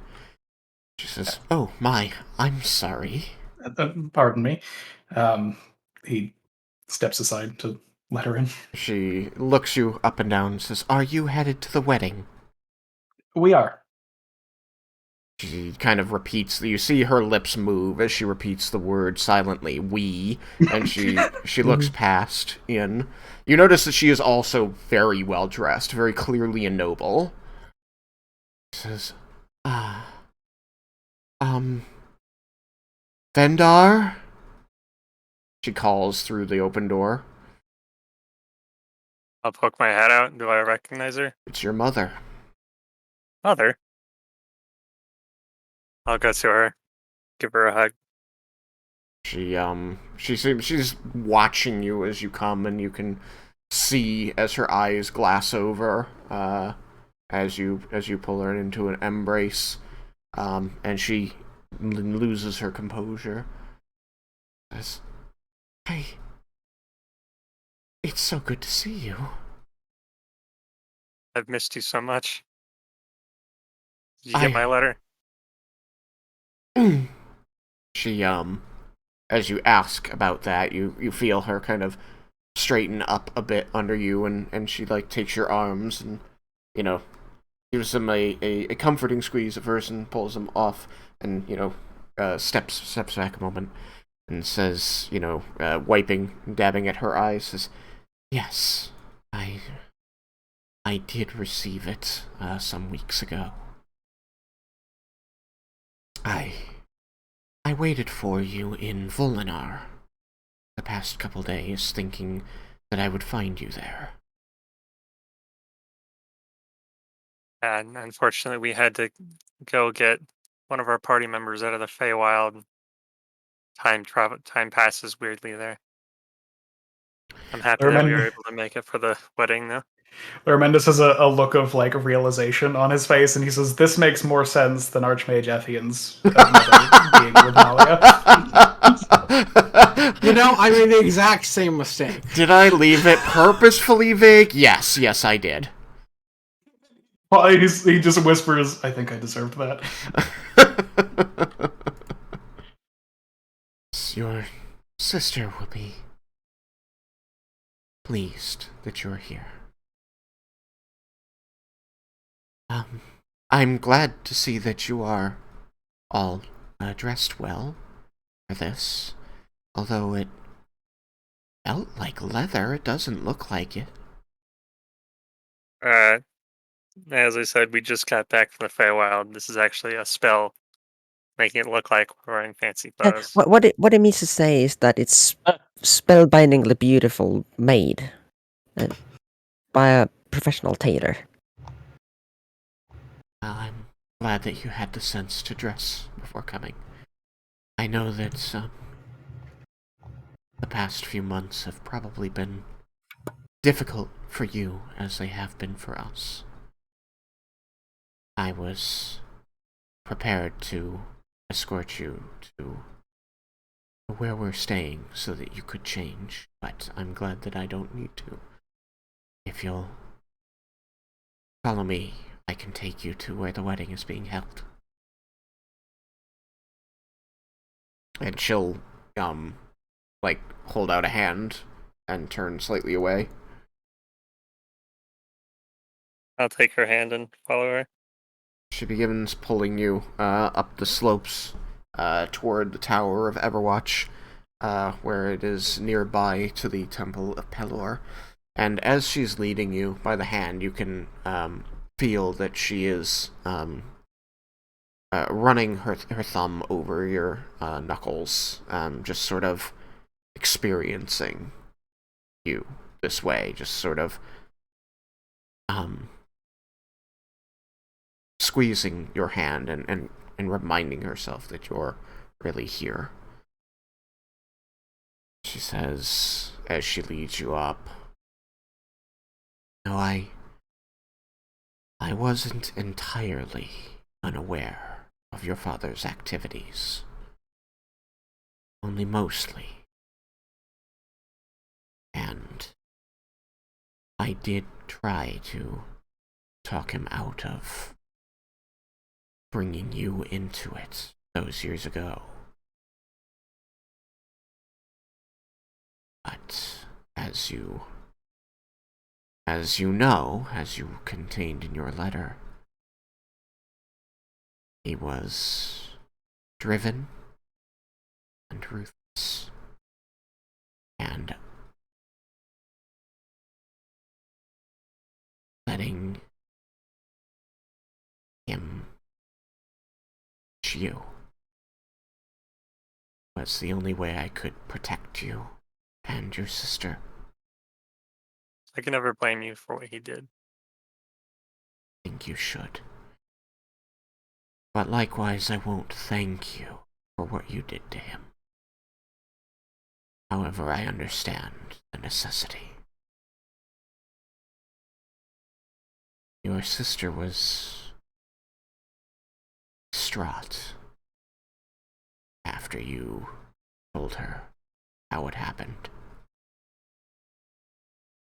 And that you chose to run off to fight this war rather than help us.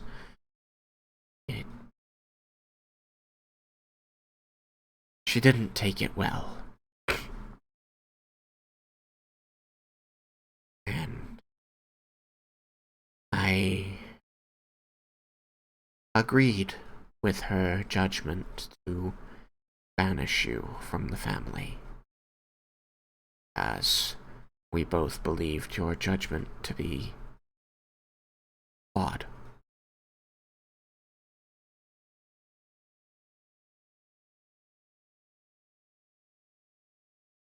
But, as they say, time closes wounds, and we've had this time to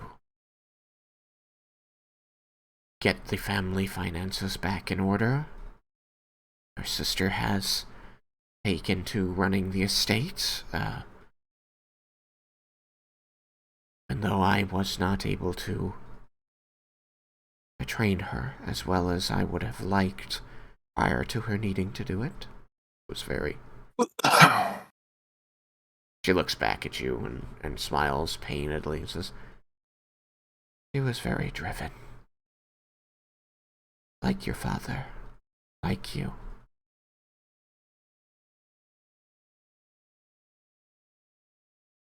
You really have missed her becoming quite a woman, Vendar. He was always wonderful. I'm happy that she's doing well. I dare say she intends to make a better queen than Katarina. Excuse me. I don't doubt it. Empress Belgrin. Oh. So, they're just getting to the end of the ceremony. I've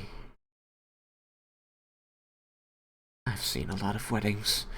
I wanted to make sure that you made it in time. Luckily, Magister Ethian sent to me before you arrived. I'm glad. Was not expecting to see you so soon. I'm very happy. I dare say I've upset a fair number of people the last few days with my attempts to locate you, so I think that some of them, Magister Ethian especially, are happy to be shot of me. I'm just happy to be here. Good. Glad you're here, Vendar. Come.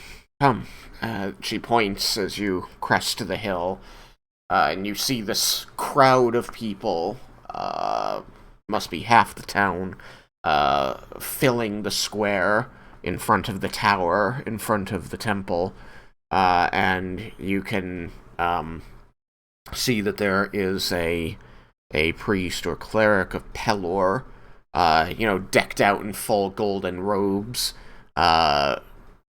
doing a sermon in Celestial and receiving responses from your sister and Garant, her husband to be.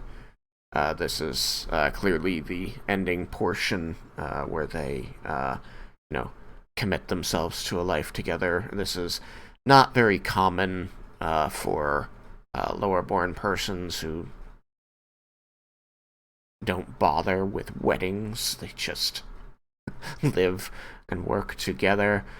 This is rather required in nobility, as this acts as a holy, a divine joining of the families, especially the royalty of this nation. So this is an exception, or this is something you expect for people of this level of nobility, but not for, like, a normal wedding. This is much more legally binding, if you will.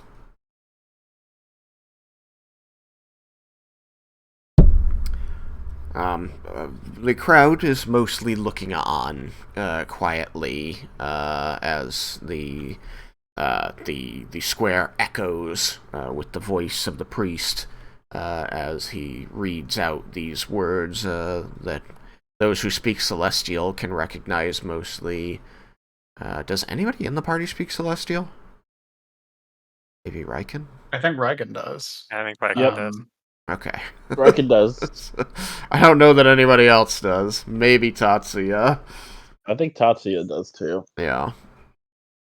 So, Raiken and Tatsuya understand that this is, like, the gist of it is, these two will be joined in the light of Pelor, and through their combined life force, they will guide the city of Everwatch and the nation of Aspara, and how this place is the gift of the god of the sun, and they are its new stewards, and, that kind of thing. Rather dry, but it sounds really cool in Celestial. Celestial, yeah. Yeah, and as the average Joe in the crowd isn't gonna understand Celestial, it just sounds cool. It sounds important. And now and again, Lilith and Garant will respond, yes and no and this and that, as they are asked questions of their devotion to each other and to the city and to the nation. They look beautiful. They're immaculately dressed in yellows and golds, the colors of the city, the colors of Pelor. Whites and golds, not yellows and golds. And as Lady Draknir leads you over to the crowd, you see that she raises the hand that isn't holding on to Vendar, and you see ahead of you that there is a person in the crowd who waves back, and as you approach, you notice that they have many features in common with your friend Vendar.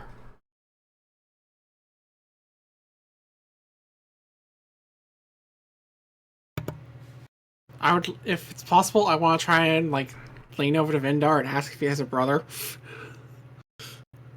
You can. I have two. Which That one one is of it? I assume that's one of them. Which is it? Yes, this is one of your brothers. Sorry, I'm pulling up the... I should have been pulling up the notes a moment ago, but I get lost when I'm trying to describe this stuff and I forget to be pulling up documents. Maybe if I say director? Nope. Vendar?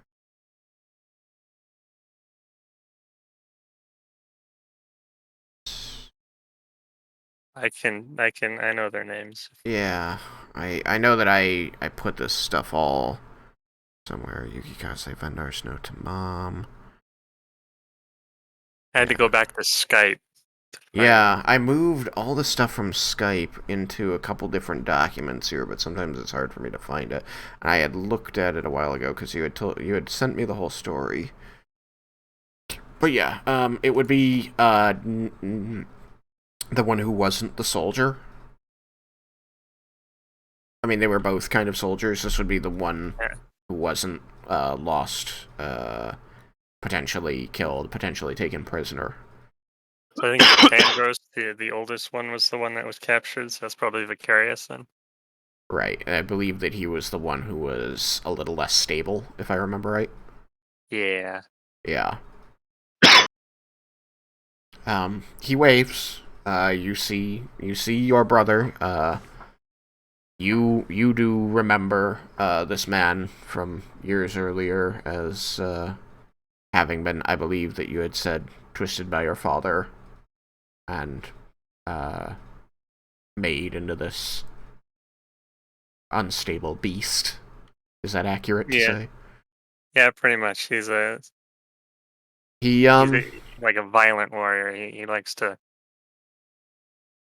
Yeah, it's pretty accurate. Okay.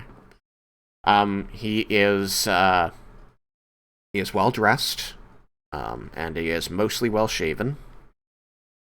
His hair is cleanly cut. It looks like this was done recently to him. And he smiles and waves as your mother approaches. You do see that he is standing. As he is standing there and waving, there is another person that you can see over his shoulder. What looks like to be another man who is definitely not part of the family. And he seems to be just sort of vaguely paying attention to the fact that you're approaching. It seems like his attention is more on the wedding and on, can you say the name one more time? Don't have it in front of me. Vicarious? Vicaris. Is that right? Vicaris? Vicarious. Vicarious. Sorry, I would have it in front of me, but I have misplaced it, and that is my fault, and I am sorry. So Vicarious. He is seeming to be paying attention to Vicarious. You do note that while this man is also well dressed, his attire seems mostly clean and white, like kind of starkly white. And as your mother puts her hand down, she says, "There's your brother. We'll join him to watch the ceremony. Is that all right, Vendar?" Yeah, it's been a long time since I saw Vicarious. Hope he doesn't She, hold a grudge. she, you see that her expression kind of flattens, and she kind of nods a bit grimly and says, "It had been a while for all of us, and he doesn't feel much about anything these days."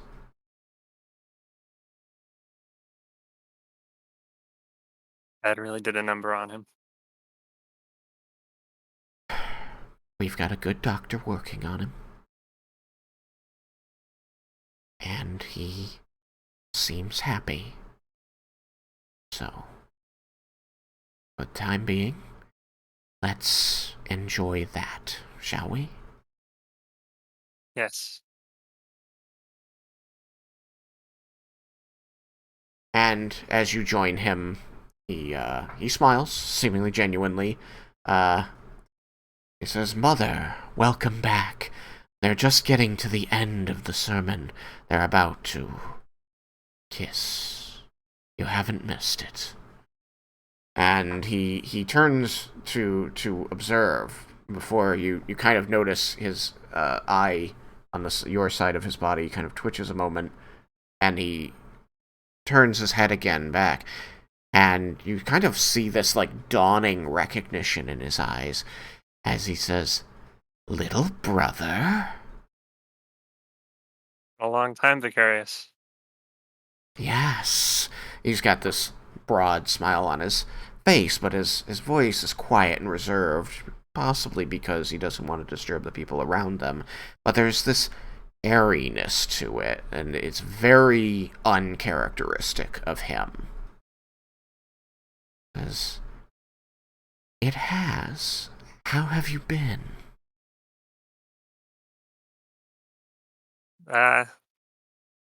Been better. A lot has happened since I last saw you. Yes, I heard about the nasty business with the posters. Mother told me.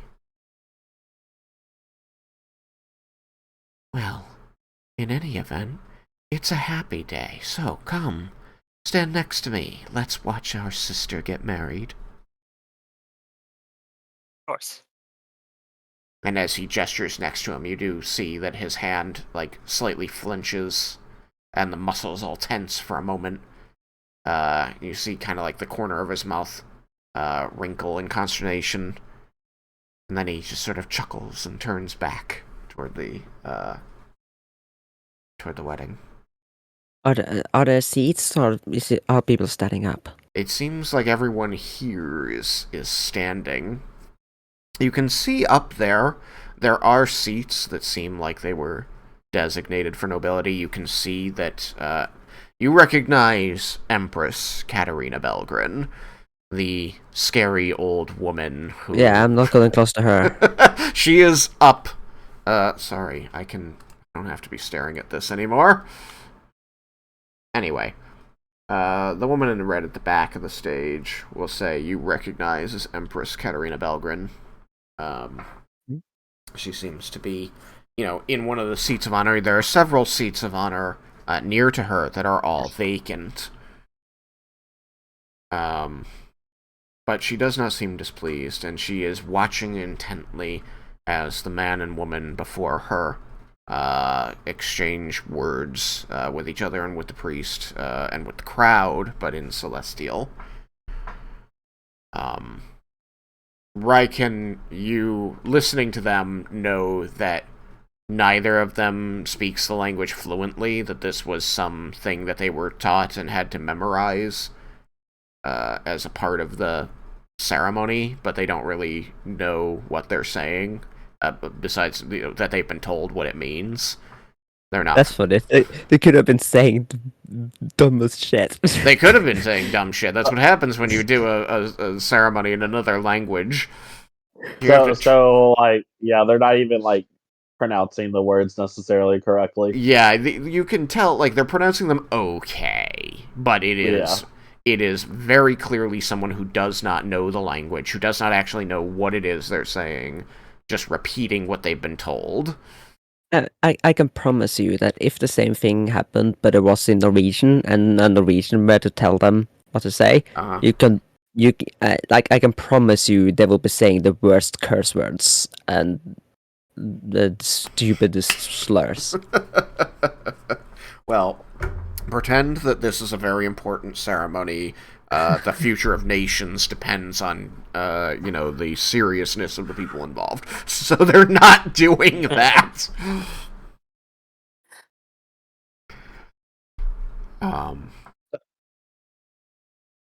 So you... Well, Leah's gonna whisper out to Lorelai, I hear someone tend to cry at weddings. I'm yet to find out if I'm one of those. The spectacle is beautiful. It's a bright, sunny day. The temple is this, golden white stone, just looking immaculate and beautiful, like it's recently been scrubbed clean. All of the clothing is very well tailored, very fine material. All of it just seeming to glint and glitter in the sunlight. Jewelry and face paints. Everything just seems so beautiful and perfect as they go through the motions of this ceremony. And as you stand there with Vicarious and Lady Drakner, you will see that she leans over to the well-dressed man in white who is waiting with Vicarious. Vendar, your 27 passive perception allows you to easily hear her asking, "How's he doing?" And the man in white answering, "He's been on his best behavior, and everything seems fine for now. We should move away before the crowd disperses, though." She will nod at that, lean back, and you'll, find that she hangs onto your arm and squeezes it, and points at the different things, says, "Oh, isn't that beautiful? Isn't that a nice touch? Do you see what they did with your sister's hair? Lilith has never been so pretty as today." All those kinds of motherly things she kind of squeals at you. Mm-hmm. And I imagine that and correct me if I'm wrong, but I imagine that your picture of your mother is a very upright lady of her rank who very much, maintains her composure and is a monument to the house. Mm-hmm. She is very human right now. I don't think you would have seen her this true and vulnerable before. It's good to see her like this. She does seem very happy. It's true. At this point, the priest he will crescendo his voice and say something booming in celestial, and then he will switch over to common for the benefit of the masses and say, "And the light of Pelor guide Garant and Lilith forward on their journey through life and to the glory of Aspara." And everyone in the crowd around you will cheer and whistle, and you'll see these golden flowers being thrown through the air and landing about on the this patio, basically. You see, Garant and Lilith actually raising their hands, not to wave, but to stop these flowers from hitting them in the face as they begin raining down over them. You can see that Lilith is smiling and laughing as this happens. And the priest says, "I present you the next ruling generation. Garant and Lilith Belgrin of Everwatch." And you see as Garant reaches out and grabs Lilith by the waist, pulling her in. And she reaches up, taking his shoulder, and he pulls her into a deep and very publicly performative marriage kiss. And Leah cries. The crowd, of course, hoots and cheers and whistles and throws more flowers. Now they're not blocking them, so they're just getting hit right in the face as they're kissing. Some of them have thorns. No. These golden flowers do not have thorns. Damn. If anyone looking directly at Leah's face will notice that the makeup she's suddenly wearing does not seem to respond to her tears at all. That's really good makeup. Raiken will put a hand on Leah's shoulder. Magically good makeup. You say it's seemingly good.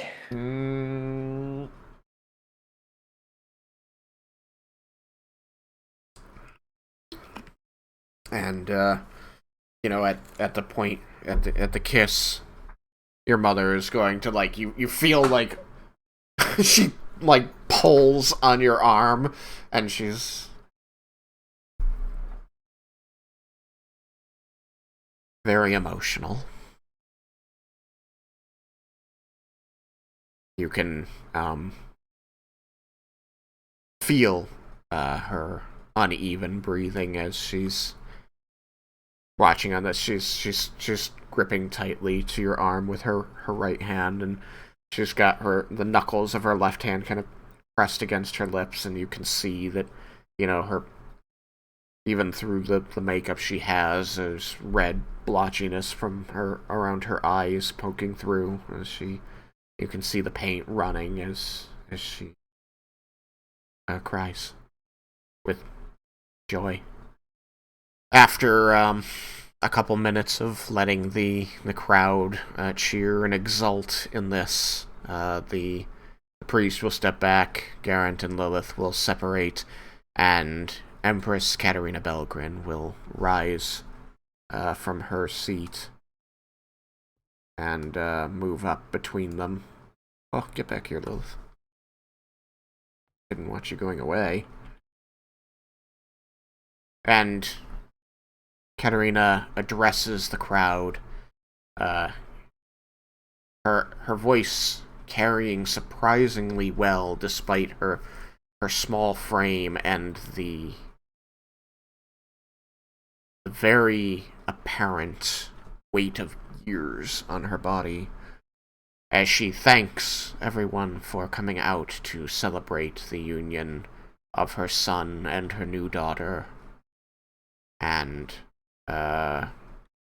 again asks that they welcome the next ruling generation, and talks about how they will be taking on her responsibilities slowly over the next couple years. And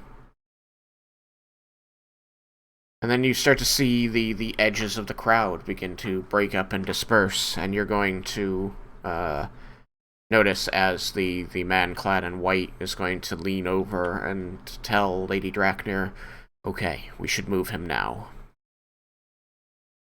And Lady Draknir is going to nod, and she's going to, dab. She pulls out a kerchief and dabs at her eyes and studies her breathing and releases Vendar and says, we need to move your brother back to where we're staying. If you would like to come along, then I believe your sister will be catching up with us there in a little while. Of course, I'll come with you. And you begin to move away as the crowd begins to disperse, and you can see that the man in white is got a firm grip on your brother's arm, and your brother is moving along with him mostly well, but you do see a jerk to his motions every now and then, and you see his head keeps swinging from side to side, and you can hear the man in white saying, straight ahead, just focus on me.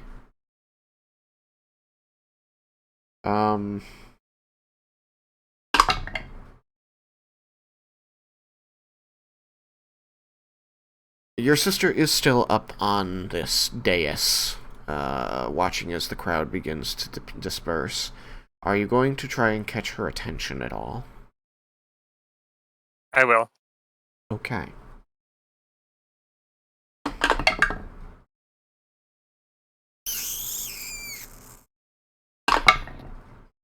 Okay, there we go. She just needed Garen's help. You reach your hand up and you wave it back and forth, and she seems to be watching the crowd and doesn't seem to be noticing you. You put both hands up and wave them, trying to stay close to your mother so that if your motion is seen, she might recognize your mother. And then finally you see Garant kind of lean across, stepping past his mother, and takes her by the elbow, says something to her, and then points at you. And she looks up and finds you after a moment's search, your eyes meeting across the large crowd. And you see that, suddenly she kind of straightens up, and her hand comes up to her mouth as you continue to like, your hands are now just kind of like frozen over your head as you're holding eye contact with her.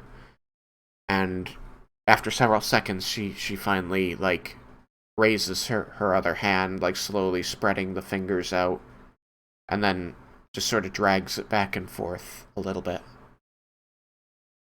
acknowledging you. I'll smile at her.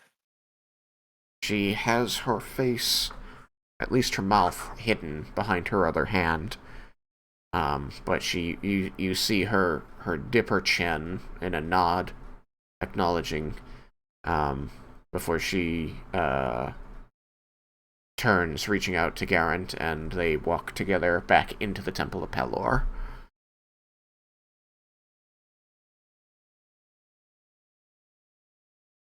I thought I'm one of those that cries at weddings.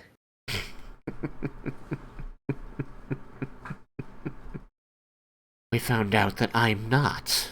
Can I change now? Soon. Lorelei. Yeah, I know. It's once we're out in the clear, I cannot dispel only one of you. I cannot dispel all of us. This is no way for a warrior to dress. Well, you're not a warrior in here. You're a guest. See her glare at you from your shoulder. Says, I'm a warrior everywhere I go. Well, so is Raiken, and you saw how he was dressed. Very finely. And so did this, very finely. No, this looks silly. I would wear what I wore to Zentharamil's party. That was fine. Different cultures. Your culture is silly.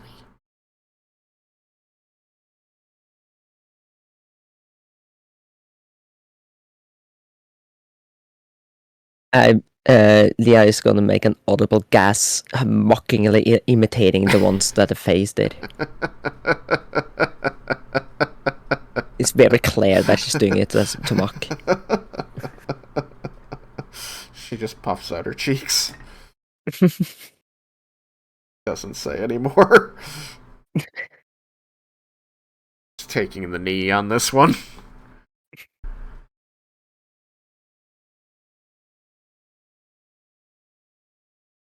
Alright. So, you are led back by Lady Drakner to a very upscale house, not far from where you were. Place is multi-story with many rooms, and it is blessedly cool within, as it is warm and sunny. June 12th, so a late spring, just nearly summer day. A number of servants appear to take from you anything that would comfort you to be relieved of. And the man in white escorts Vendar's brother upstairs and away from the bustle of the street side door.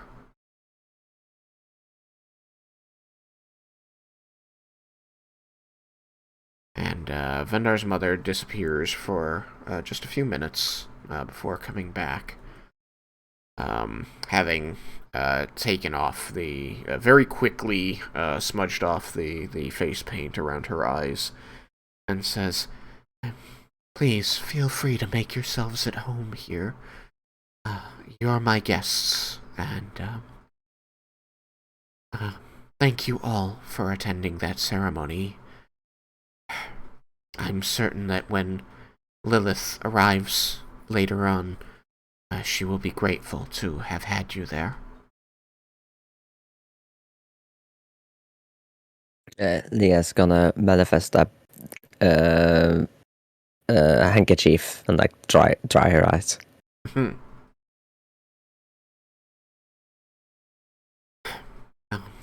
The servants all work for me, and you can trust them with any of your belongings. We've got plenty of rooms, so you may just select a couple.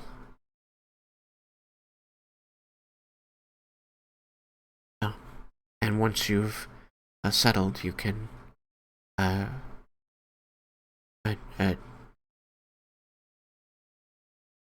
join me over there. She doesn't seem to have the word for the room. She's like, I have refreshments.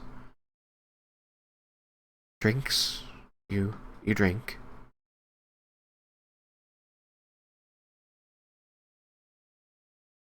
Yes, we all drink.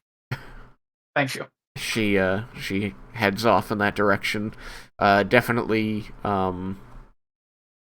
her expression quirking as she seems to be not sure how to deal with this many men who do not answer her questions. Leah leans over to Laramentis. Do some creatures not drink? Well, yes, but it's also possible She was referring to the type of drink. But there are indeed creatures that do not drink. Oh, so she meant like the adult drinks. I mean, possibly. It's also possible that it was just because nobody was responding, and she was trying to get a response. I don't know what's custom here. Come from one culture to another in the blink of an eye. It takes some time to adapt.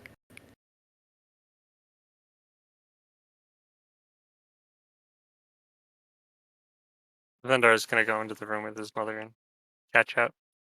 There you go. Are all of the rest of you going to find rooms to dump your stuff in? Yeah, sure. Yep. Yep. I'm gonna place to put my stuff. If Blair's not busy, hunt him down. Try and get some more studying in while I can. When Leah made that comment about jumping from one culture to another, Jabu would just kind of, at least they're not eating live animals.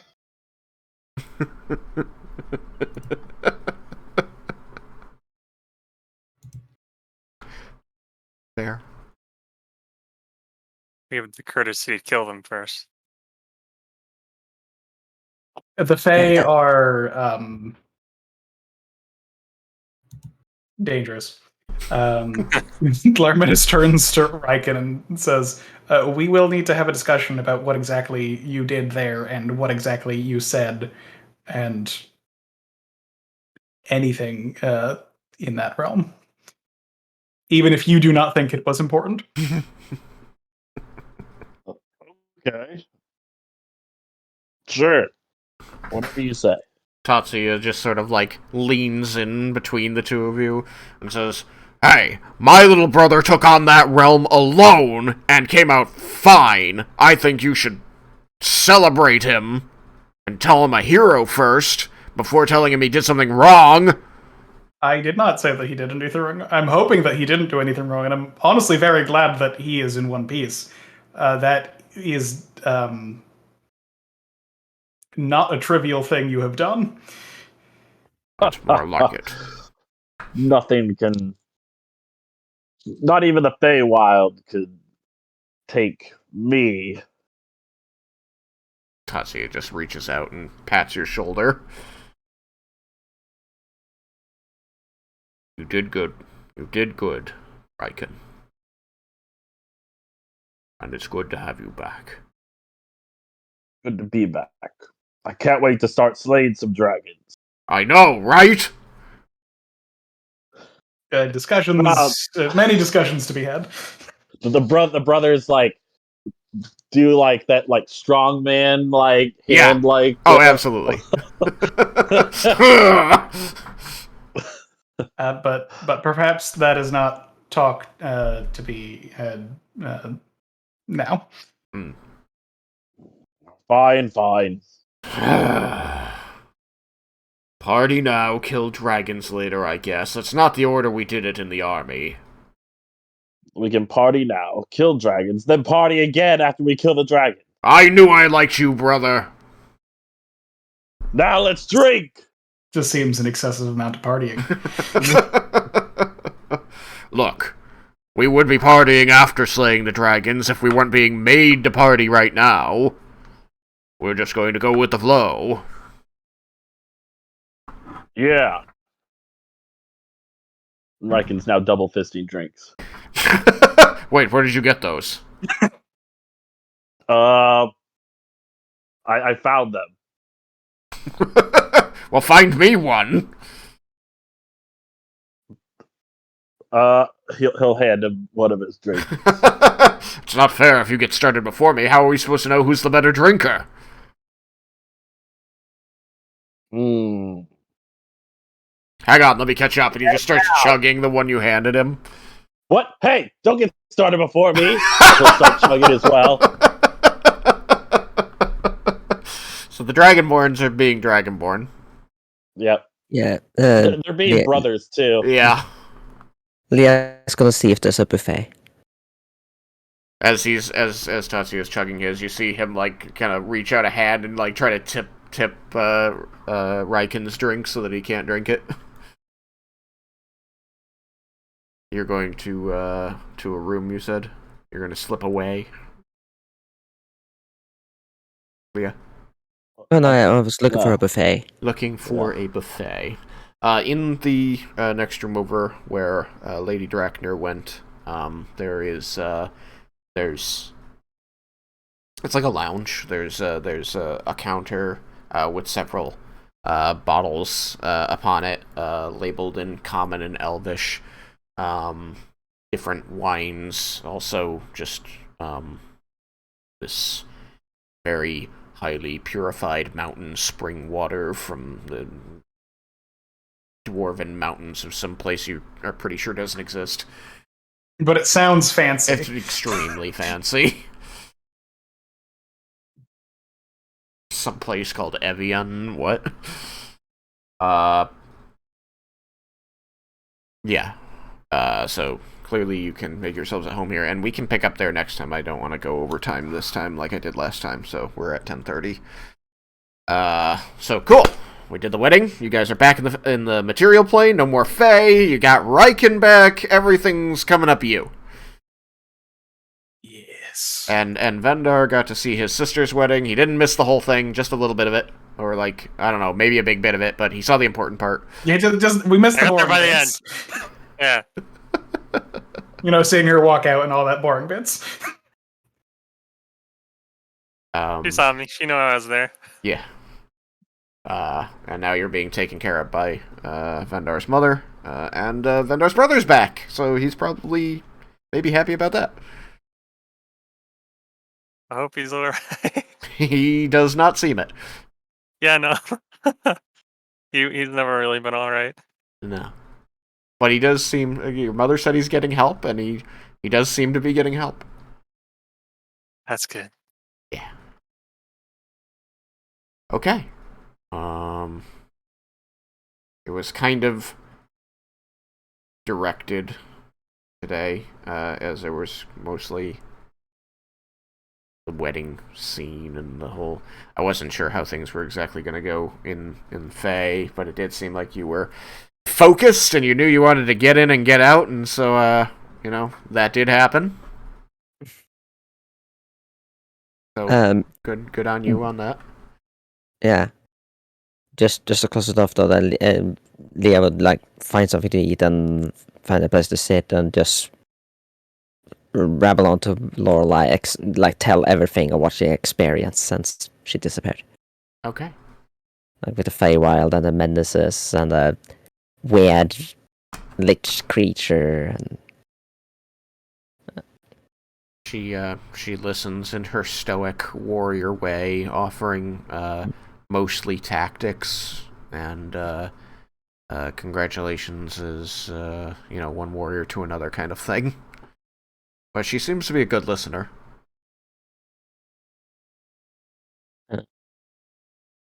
she also mentions the weird bottles and how she broke one.